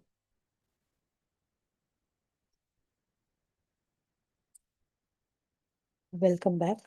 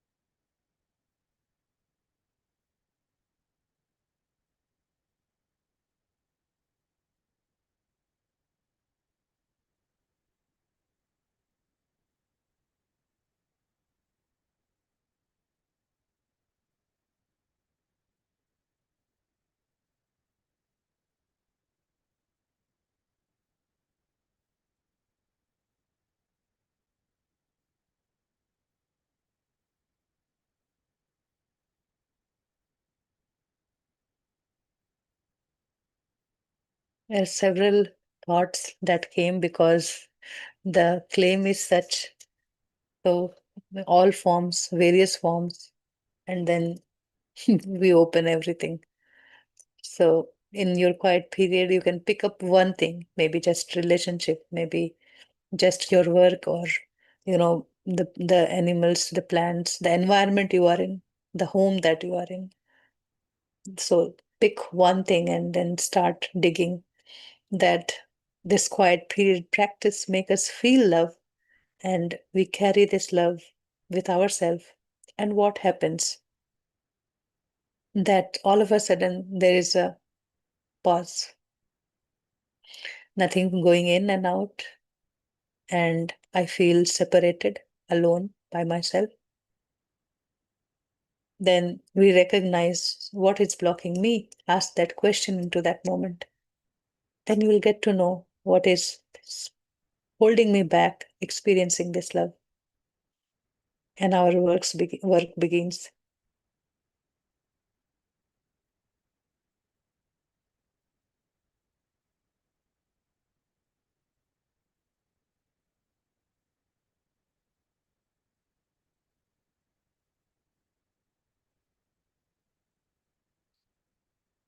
So read this chapter again and again, and you will feel, uh, find so much connectivity with everyday living, and you will also see how we are um, living separate.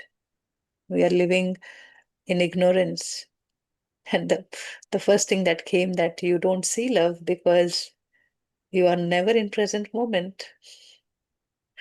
And what, that time I opened my eyes to read that affirmation for all of you. And then those words were just throwing up so much love to me. And so I just said that even these letters that you keep writing, maybe how bad handwriting it is sometimes, or just the printed letters, like, okay, all in one font, there's no error, there is no, um, like, it's like system generated, fixed. Still, there is love in those letters.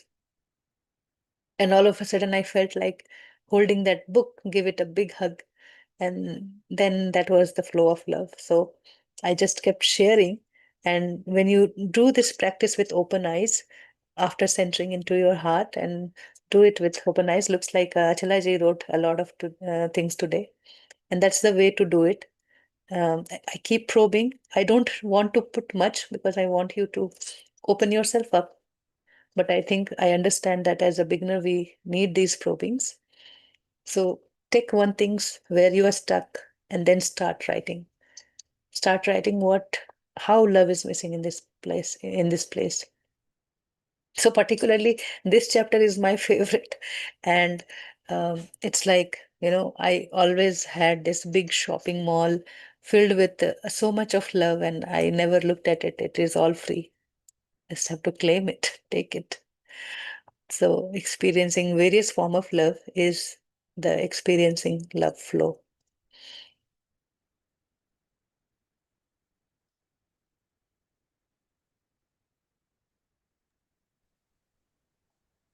So when you are reading the book, every letter of the alphabet written there is love. So every letter is love letter. Treat it like that. Experiencing love in everything is immense. You will never run out of the supply. That is the meaning. And also, this will help you realize how little did you know about love.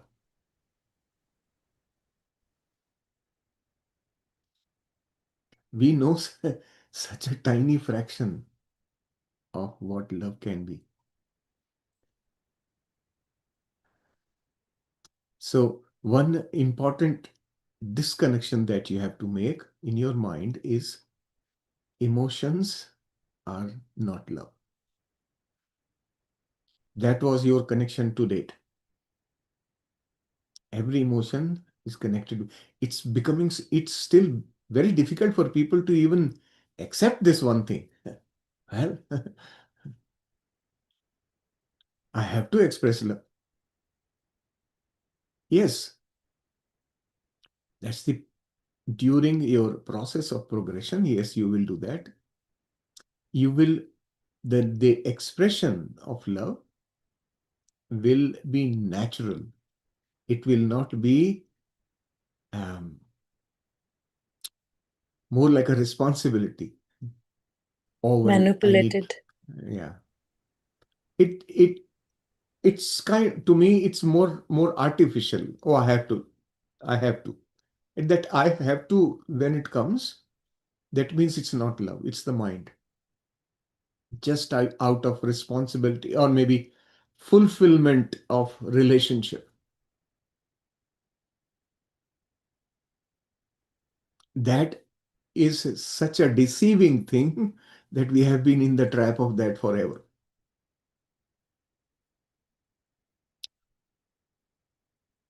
Yesterday, in our Hindi group, there was sharing there. Well, if I prepare some food that my family member loves, is that not an expression of love? Look within. Why did you prepare? Why do you think you should do that? You want to please them. And that is a conditional love. If your natural expression is that today I feel like making matar paneer, fine, I made it, I enjoyed it, and so did everyone who loves that dish. That is an expression of unconditional love. So, expressing love is not something that we have to stop. Let it become natural. Let it become your nature. When you deeply understand this, that the most fundamental element of you, not those five tattva, it is even deeper than that. All the five tattvas have love behind them. So the most fundamental element of creation is love. When you understand that, everything in you is love. That's why we can very safely say, I am love. Because the whole thing is love. And so is everyone else. And the second important thing from this chapter, understand that each one of us is unique. On the surface, it looks like, yeah, I understand. Do you really? Ask yourself, do I really? That do I treat everyone uniquely in my mind? Or do I expect them to be like something that I want? Or do I want to be like someone?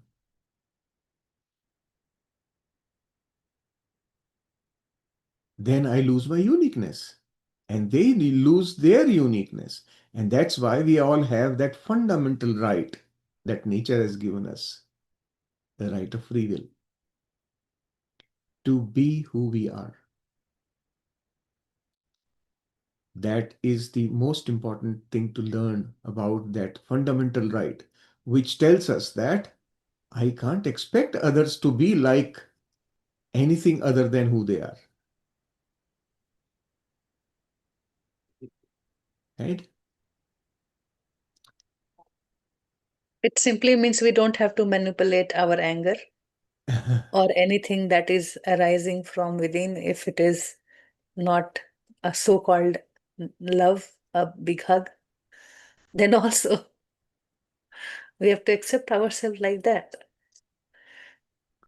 And The anger coming from within is only an indication that you have not yet accepted that you are love.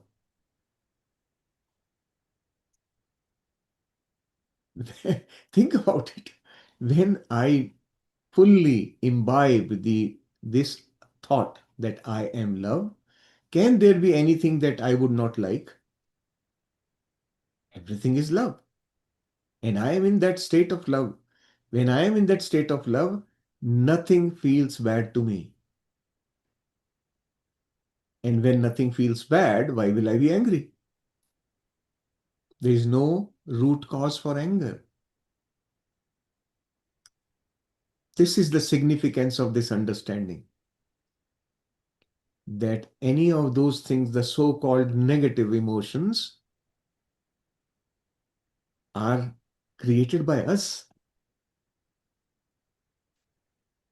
through our conditioning. The more we, the more you understand this, the more you will realize, oh my goodness, everything that I decided not to love was based on a condition that I have in my mind. And that condition is not true as far as nature is concerned. And there you go, you will know. Yesterday that happened. I made chole rice in the afternoon, and my son, he was there, and he said, "I don't like chole rice. Why you made this? You can make simple dal. I can eat all 7 days." And I kept telling that, "Okay, I have made it today. Just eat for today." And he said, "No, I don't want to eat." He was like frustrated and very angry. And then I said, "Okay, you have dahi on the plate. You can decide what to eat, and you eat." But he said, "Now my mood is off, so I can't eat." So after some time, he went through, and while talking, I said, "Okay, I didn't know you don't like this chole anymore. But what if I make bhature? You will eat all the chole. So I know you like chole, so I made chole." But then he said, "No, I don't. I'm not in a mood today, so I don't want to eat." Then I had to let it go, and then eat what you want to eat, because I cannot force or impose in that. Okay, I have only this, but I just said I'm not going to cook anything more, and you just choose whatever you have in your plate, you can choose to eat. And then he ate, and 1 hour later he came to me, and then he gave me a hug. I said, "I want to give you a hug." And then many times after that he kept coming and hugging me from behind, many times. So uh, I told him that, I want you to have these foods once in a while. If I've cooked it, why you have to make a different demand? It's already cooked. You can eat. If you won't eat, we'll have to consume it for 2, 3 days then. But then he said, "No, I was not in mood."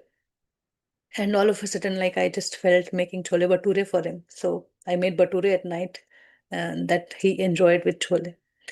So it was out of that comfort, like, you know serving what others like, also coming from heart, not to please them, but just, I have to cook anyway, I will cook anything just for today. Why not? It could be something pairing better. So that pairing, that choice is automatically based on love. It it just emerges. It doesn't feel uh, extra work. It just feels okay, let me do it. So that comes at ease. But at the same time, there was some moments where I felt, okay, I'll have to do this. But I knew that he always has choices, and I let it go. So those moments of sorting will come in between. But then you can make the whole experience as peace ultimately at the end.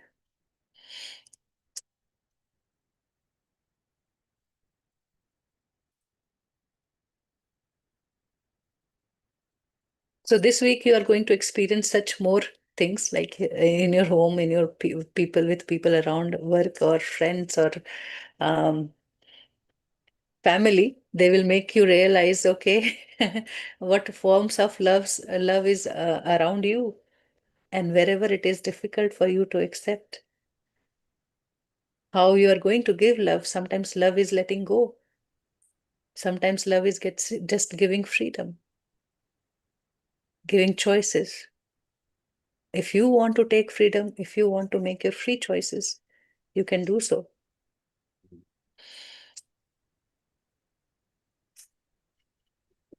Yes, stay alert. Be in awareness that expect things to be changing, because you have already done manifestation formula, the creation formula, right? That formula is active. It will bring experiences to you. Be alert. Sometimes the experiences may not be to your liking, and begin to see love there as well. That is important learning, right? That's when you will learn to disconnect emotion from your understanding of love. Giving permission others, like giving others permission to express themselves, right? Who else they will go and express? The people around us, who they all have their own free will. Like in the meditation also, that example came from the chapter itself, that sometimes we don't feel grandparents giving love to children. Their expression of love is not acceptable. It means we are not accepting them as they are, and we are blocking one form of love from our list, from our experience. And that is very common is these days, especially because our grandparents' love is like too much of full of fear, care, in order to protect, like that. So, but we can, if we are in that present moment, we can simply embrace the moment, and a natural response come from our heart that is not known to us before. So witness all those moments and make a note of it. Once you will list it, you will be able to correct it in a way that brings harmony in your head. There is no other way of, without listing them one by one, without correcting them side by side, and come to the state of acceptance, claiming your desire, rooting out these beliefs, and where I come in between. That love presence where my head comes with its own creation of illusion, with several beliefs. So, one by one, there are many such you will find. And that makes our heart heavy sometimes, blocked sometimes. But when we are in awareness, there will be several ways we will feel the love. Sometimes the heart feeling will be like very still, calm, present. There may not be a smile on the face, but that stillness, that you don't want to move away from that moment. So start recognizing this new language your heart is speaking to you. Like the example that is given in the book, that when you see the sky is filled, open sky, you feel love. How do you recognize that feeling of love? It is not that love that is making you drift into the sky, or, somewhere like flowing, aha, and wow. It is simple presence. That awareness of love is that I'm one with it. So if you read the chapter by yourself many times, you will underline, there are many underlined things. You will find how love is expressed, how love is felt. And then you will create a new set of vocabulary in your subconscious.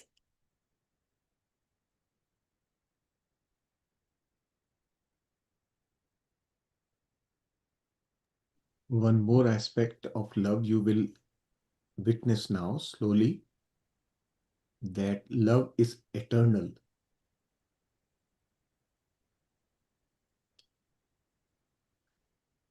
Um, in your normal life, whenever you want to have a break, some time off, let's go to the mountains, or let's go to the seaside, somewhere away from home. You try to go to such places where nature is abundant. Nature is in its full glory. You try to go there. And then you come back and it vanishes. You are back to the routine. So during your time there in your vacation, you just loved it. You enjoyed sitting on the shore and watching the waves come and go. You enjoyed the fresh breeze in the mountain, that feeling. That feeling, you had no conditions, you simply felt joyful. So the feeling of joy, that is love. Now, imagine for a person like me who lives in the mountain. So every day when I sit on my couch, I just watch the entire mountain range from the window. And I've been doing that for more than 15 years now. Still, when I see the mountains, that joy, I can't even put in words. I still get it. Every time I see, I get the same joy. That is connection with nature, right? So I have opened that connection, and that connection does not fade away. So understand this thing, that bring your awareness to it, that the joy that you get from any connection with unconditional love, that joy is endless. It is endless because there is no condition attached. Whenever there is a condition, it is bound in time. So know that. These are some of the things which I have experienced, and I'm sharing with you my realizations of how I see my own shift within, the shift within. I've been watching those mountains for 15 years, but never understood this concept. Why I keep enjoying it even now. Right? I just never understood that. Now, after learning all these things in Unified, I am beginning to appreciate what I have. That's the kind of thing I'm explaining. So, and each of you would definitely have something or the other around you that can become a source of joy for you eternally, forever. Your connection with nature. And now, when you begin to expand that, when you begin to extend it, you will start feeling that joy from everything around you, including people. People have been your biggest hurdle, by the way, because they put condition. There are conditions there always, right? Either you put condition or they put condition. That's the biggest challenge. Other than that, everything is unconditional. You know, this car that I have bought will last me for 15 years, and after that, I have to let it go, and you have no problem selling it off or whatever, disposing it off. It served you for 15 years, you enjoyed it, perfect. But with people, you don't have that. That understand that how your mind creates obstacles for you so that you can learn about it. So they basically remind us that you also seek freedom, but we do not realize it. After putting so much of condition, they just make us see, are you giving freedom that you are seeking? And that is where this whole chapter of unconditional love comes. Like, love is always bounded with control to protect, or expectations, this way, my way. You eat what I have, otherwise stay hungry, or else go cook yourself. Be independent. I do that many times. I will tell you that you go and cook yourself. find your recipe and you cook, because he can, he does sometimes. So, Yeah. so Also, that's what though, life is. what this chapter is teaching us co- convert your understanding of love to unconditional love. It's teaching us a technique by bringing it with people, always there is condition. So why waste time there now? Okay, leave it for now. The way it is, just leave it. Start extending it to everything else. And when you begin to expand that way, you will slowly start including people in that. The love that you in your mind, you have compartmentalized love. Love with people versus love with everything else. Two separate compartments, right? With everything else, so easy, no problem at all. But with people, I have these conditions, all these conditions. And those are my belief system, my value system, belief system, whatever you can call it. But understanding, once you have a real feel of joy from that other compartment, that knowing will extend into this side. Then you start feeling, well, actually, I am always in a state of love now. Why do I need people? Then the need for somebody to be there for you to feel love will go away. Then people will not become the condition for feeling love.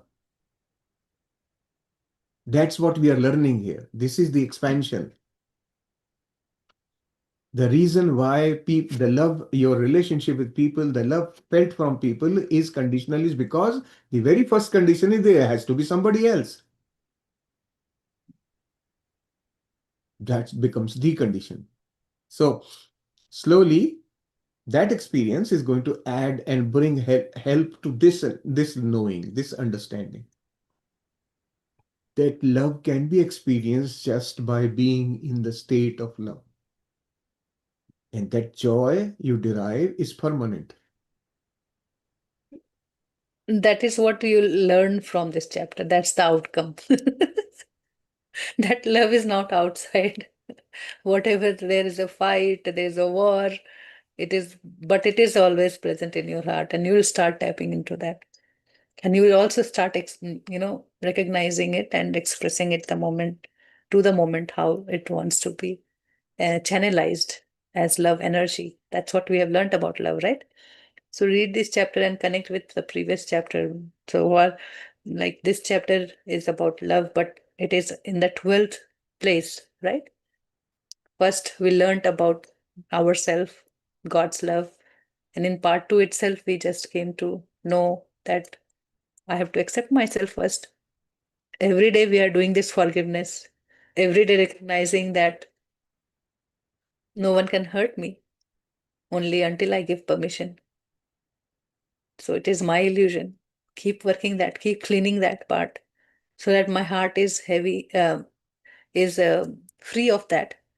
And then we come to this experiencing love flow. That flow is like a unstoppable state of love. And it is not only vibrating within, but it is in my presence with every breath, with every words, with every thoughts. I am radiating that. I think it is too much for today. You will read this chapter for next 7 days, then the experience will deepen and your understanding will be clear. There's no other way. Read and maybe write in your own ways. Wherever. Just don't as accept things as it is, as it is given in the book. Ask question. Then you will see. Okay, this is where I'm stuck. That will bring you more clarity.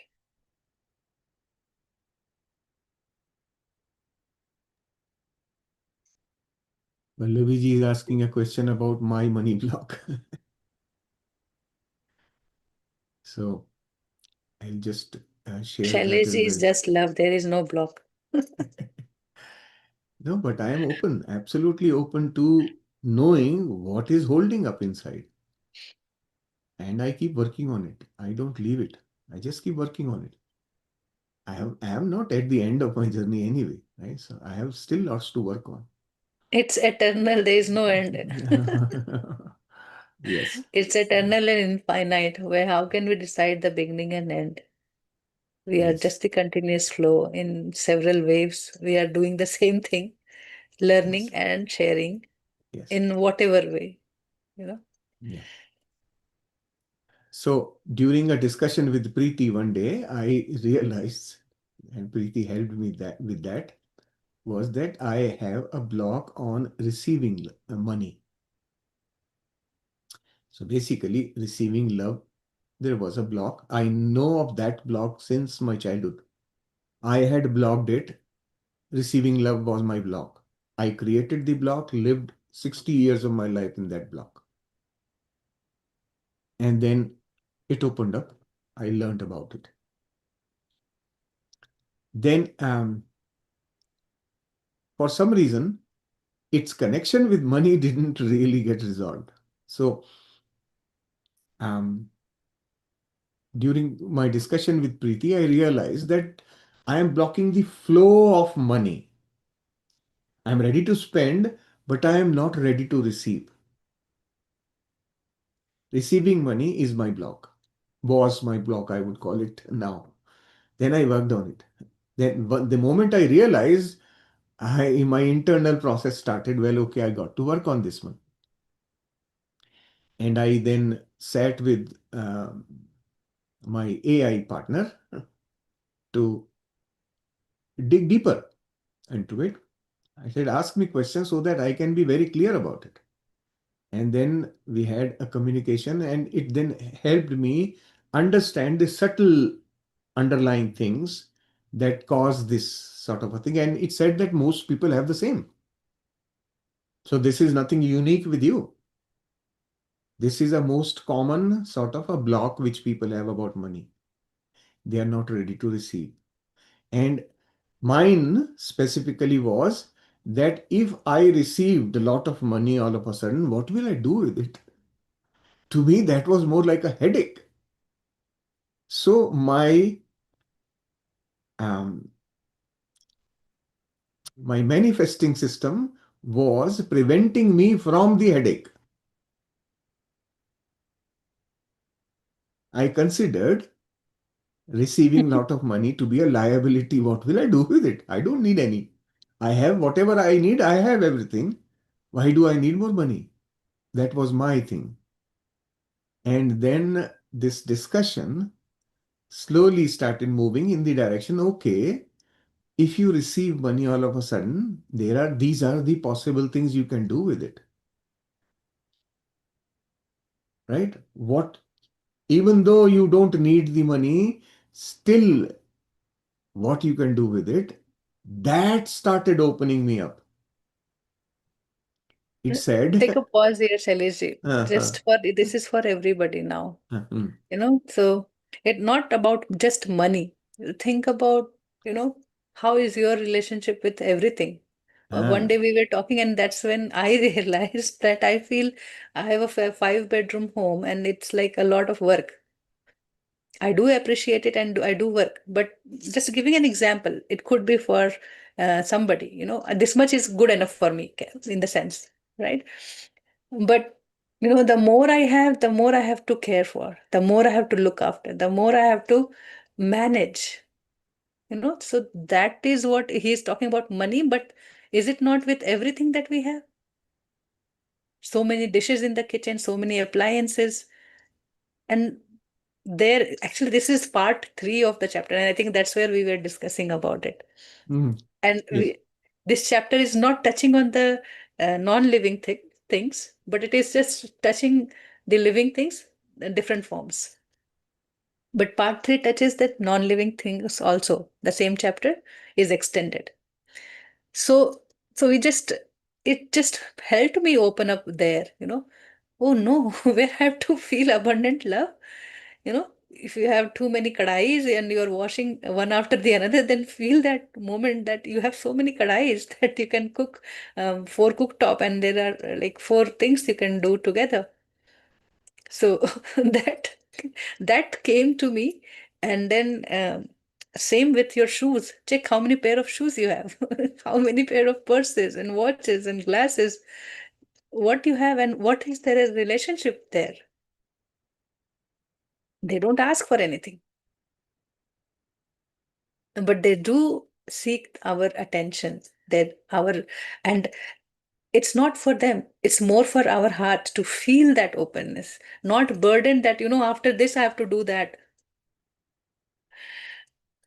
Like you're demanded, you are busy, people need you more. It's like I have too many things, I have to uh, I just don't feel burdened, I feel abundant. So this money things comes later, I would say. But the other things that we live in our head all the time, oh, so many people, where God wanted to say us that, okay, oh, so many stars, so many trees, so many leaves. Okay, God is taking care of it. I don't care. But it comes to me, oh, so many purses, so many watches, so much of food, so much of such a big home I have to look after. It becomes a burden, and that's where the relationship with abundance is not there. We don't feel abundant. We feel burdened. There's no way we can manifest abundance then. And that is where this love relationship comes. So you can now put that onto money and your relationship with money. So Shailesh, now you can take from here. Yes. So a very beautiful perspective you have given to it, right? This is not just about money. It is about our connection with the abundance. So, and love is pretty much part of it. So, the most important thing that I learned in the process of my discussion with AI was that, okay, you don't immediately know what you want to do with it. Do one thing. Put it in 3 steps. Step one, imagine you just received all that money. Immediately put it in a separate bank account. Just put the money there and let it chill. It's not your botheration now. Allow it to be there and then adjust to that frequency for at least 1 week.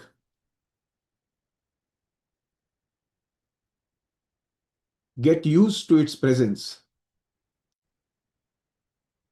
And then step two said, okay, now think about your self-realization aspect and what this money can do for it. So for me, there are two very specific things which I have always wanted to do, and one of which I have started doing unconsciously already, right? I've been doing. So it said that money will set you free from unknown inner bonds. Everybody has some liability, and that sits at the back of your mind. You may say, well, okay, it can be taken care of, but still liability is a liability in your mind. So, for example, for me, it's my mortgage. So what it said, when you have that amount of money, just pay off the mortgage, and you then set yourself free to fully do your self-actualization, working on the self. Now your mind is free. And then after that, if you feel like, you can then put that resource into whatever you want to achieve towards self-realization. So for me, one of the aspects is I want to spend my existence into living in harmony with nature. This is my number one. I just want to lead the rest of my life living in harmony with nature, right? Being in the flow. So I had given these, the second thing is to make education accessible to all who want to learn. These are the two things I have on my agenda in this lifetime. So one of them I'm already doing. All of you are part of that. And then there are more ways of doing it as well. So it's suggested that in both these areas, if you have funds, see what you can achieve. It completely melted down my limitations altogether. That block that I had is gone now. I am no more stressed out on that subject in case this appears. What will I do? One such important thing, I learned about this thing from one of Osho's talks. Osho said that supposing tomorrow God appears in front of you, what will you ask him? God says, okay, ask whatever you want. What will you ask? Are you even ready for it? That was the kind of thing I am talking about. So we are not even prepared for such things. Naturally, though the mind will not let those things come in our life because That we is consider them to be a burden. that is not receiving state, not open Ah, state. exactly. Not ready to receive, right? But well, I just checked what you said. Like I didn't know that I was doing it unconsciously. I always feel I have a lot of money. I don't know where it is, but I feel I have a lot of money. And especially when I go to India and I go to like some jewelry store like Tanishq I go, my sister would show me all these things and she will be like, oh, this is so good and that, and she will long for something. But I feel like, oh, I already have it, I don't feel like having them my own, it just feels like they're all mine. And I don't know what that feelings, from where that feeling come, but it is already there that, I don't want, like, then there is no, I don't want. There's like, they're all mine. I already have it. And I have no words to put it into that. So these kind of feelings will be just like a knowing from the heart. When you see these days, anyhow, the money has changed its form from currency to just a number in the bank account. And it's just a number. It doesn't feel like money. So it has changed its form itself. It is growing, it is coming down. And when you get salary, when you spend, it is just like play, that play that you see every day. So become at ease with it. You will see it leaving you some impression in you. Sometimes you can see your fear. Sometimes you can see some of the limitations. And instead of keeping that in your head, start writing them down. There will be answer coming from your higher self that will make you feel that there's nothing to worry. It is always taken care and it will always be taken care. It's like coming closer to yourself. So enjoy this journey, enjoy your talk. I will take a leave now. Hmm. Please continue. Thank you. Thank you. Um, Thank you. yeah, I mean, we definitely, there's a lot that we can work on, we can look at. In establishing flow is the criteria, essentially. Learn to receive and learn to give, right? Both these things, when they happen, the flow will be established. Either one, if it is blocked, you have blocked.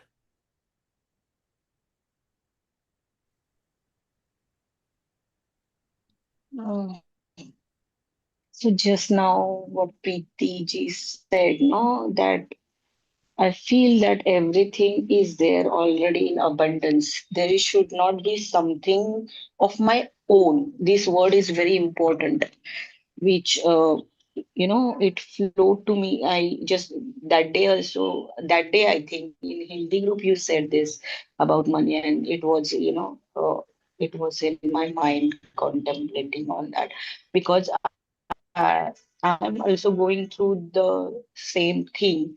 So I asked my higher self, and as usual, in the shower, the thoughts flow like what it said, as you said, that self-realization is the thing which you are seeking, maybe, so when because I already feel like Preeti ji, that it is everything is in abundance. It is not, I don't feel it as block, but as you said, then I thought like, should I check, is it in me also? Because I feel sometimes like, why it is necessary, because I'm getting whenever I required anything.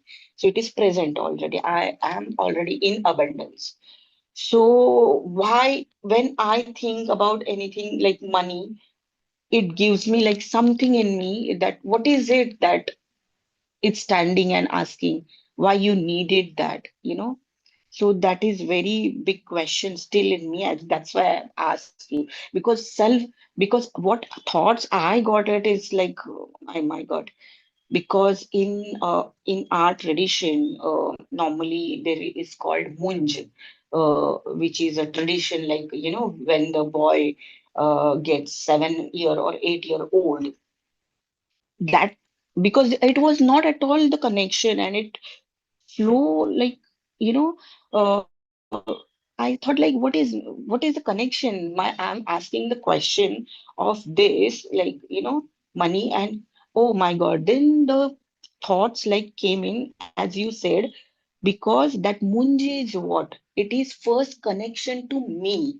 Like there is a marriage, it's like a marriage. First they do a marriage with the, God, and then he is eligible afterward when he is like in the younger. This is the, ritual in the our you can say custom and tradition. So so what? So the first connection with me, realizing who are you getting married, that self-realization itself should be on your priority, rather than you should have anything of your own. That will flow automatically. That's how the thought came in. And I was like, oh my God, what is higher self is, showing you in different, I mean, it is different for different people, because as you say, everyone is unique, right? And as per their sanskaras and whatever their uniqueness, it flows like. And I totally appreciate and accept that it is, I'm talking about me, and always contemplating about myself, because seeing yourself is very important. So that's why I asked you this question, wanted to know how that got sorted.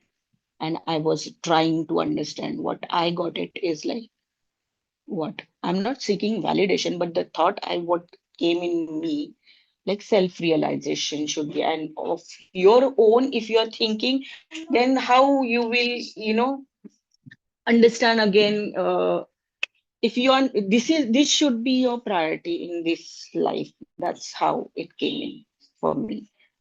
Rest of the thing you are already abundant, then you should not think about it. Yeah, that's it, just wanted to share with you, because you, as you said, you wanted to spend your life afterward afterward, like in future again, say spending the life in the, that's what how happened with me also when I was in Australia, like 4 bedroom hall, when cleaning the carpet, I asked like, what am I doing cleaning? And it is not necessary only, and that happened like, as you say, what you think it happens like. And then we just winded up all everything, and then came here.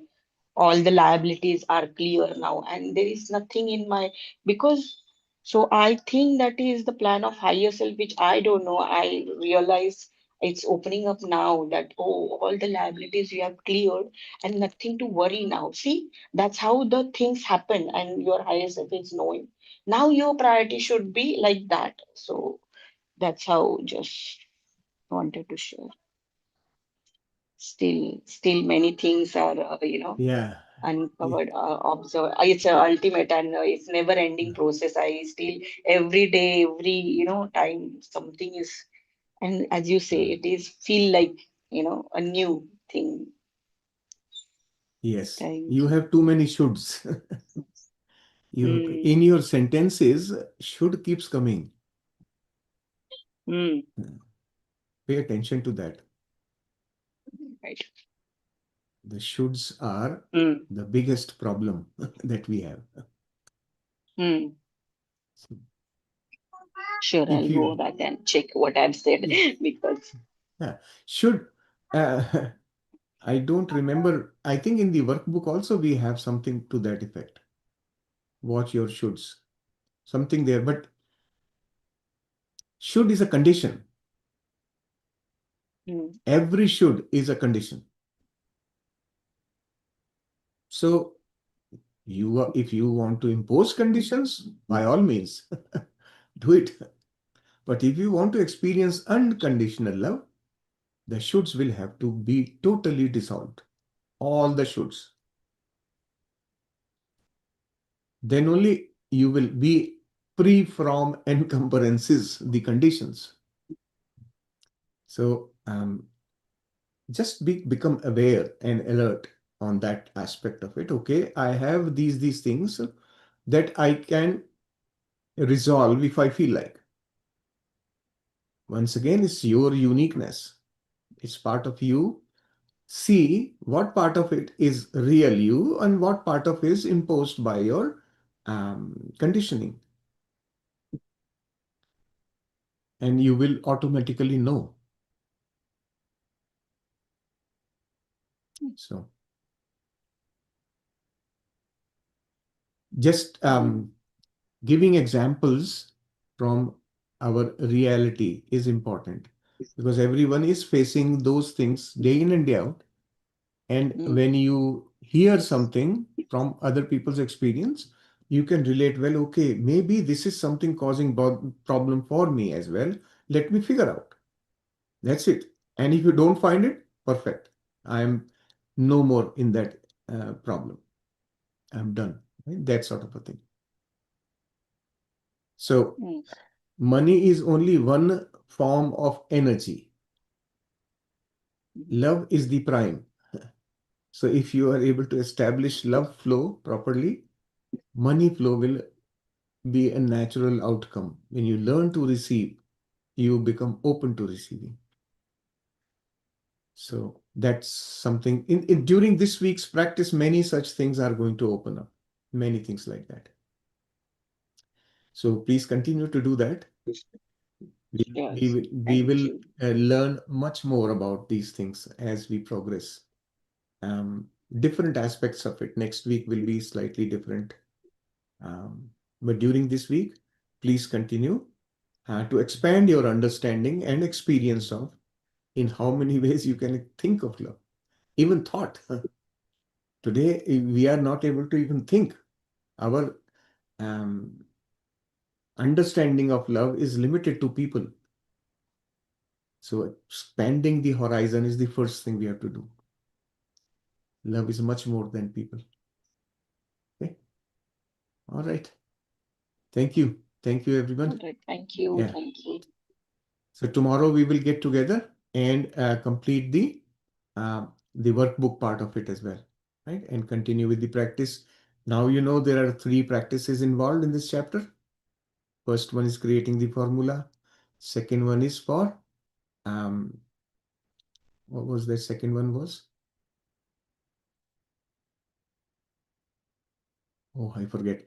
And the third one is learning about love, right? That was the third one. So like there are two things that one was to get the formula, the practice. Second one was for learning the blocks, knowing about the blocks, what is causing me not to experience love in various forms, right?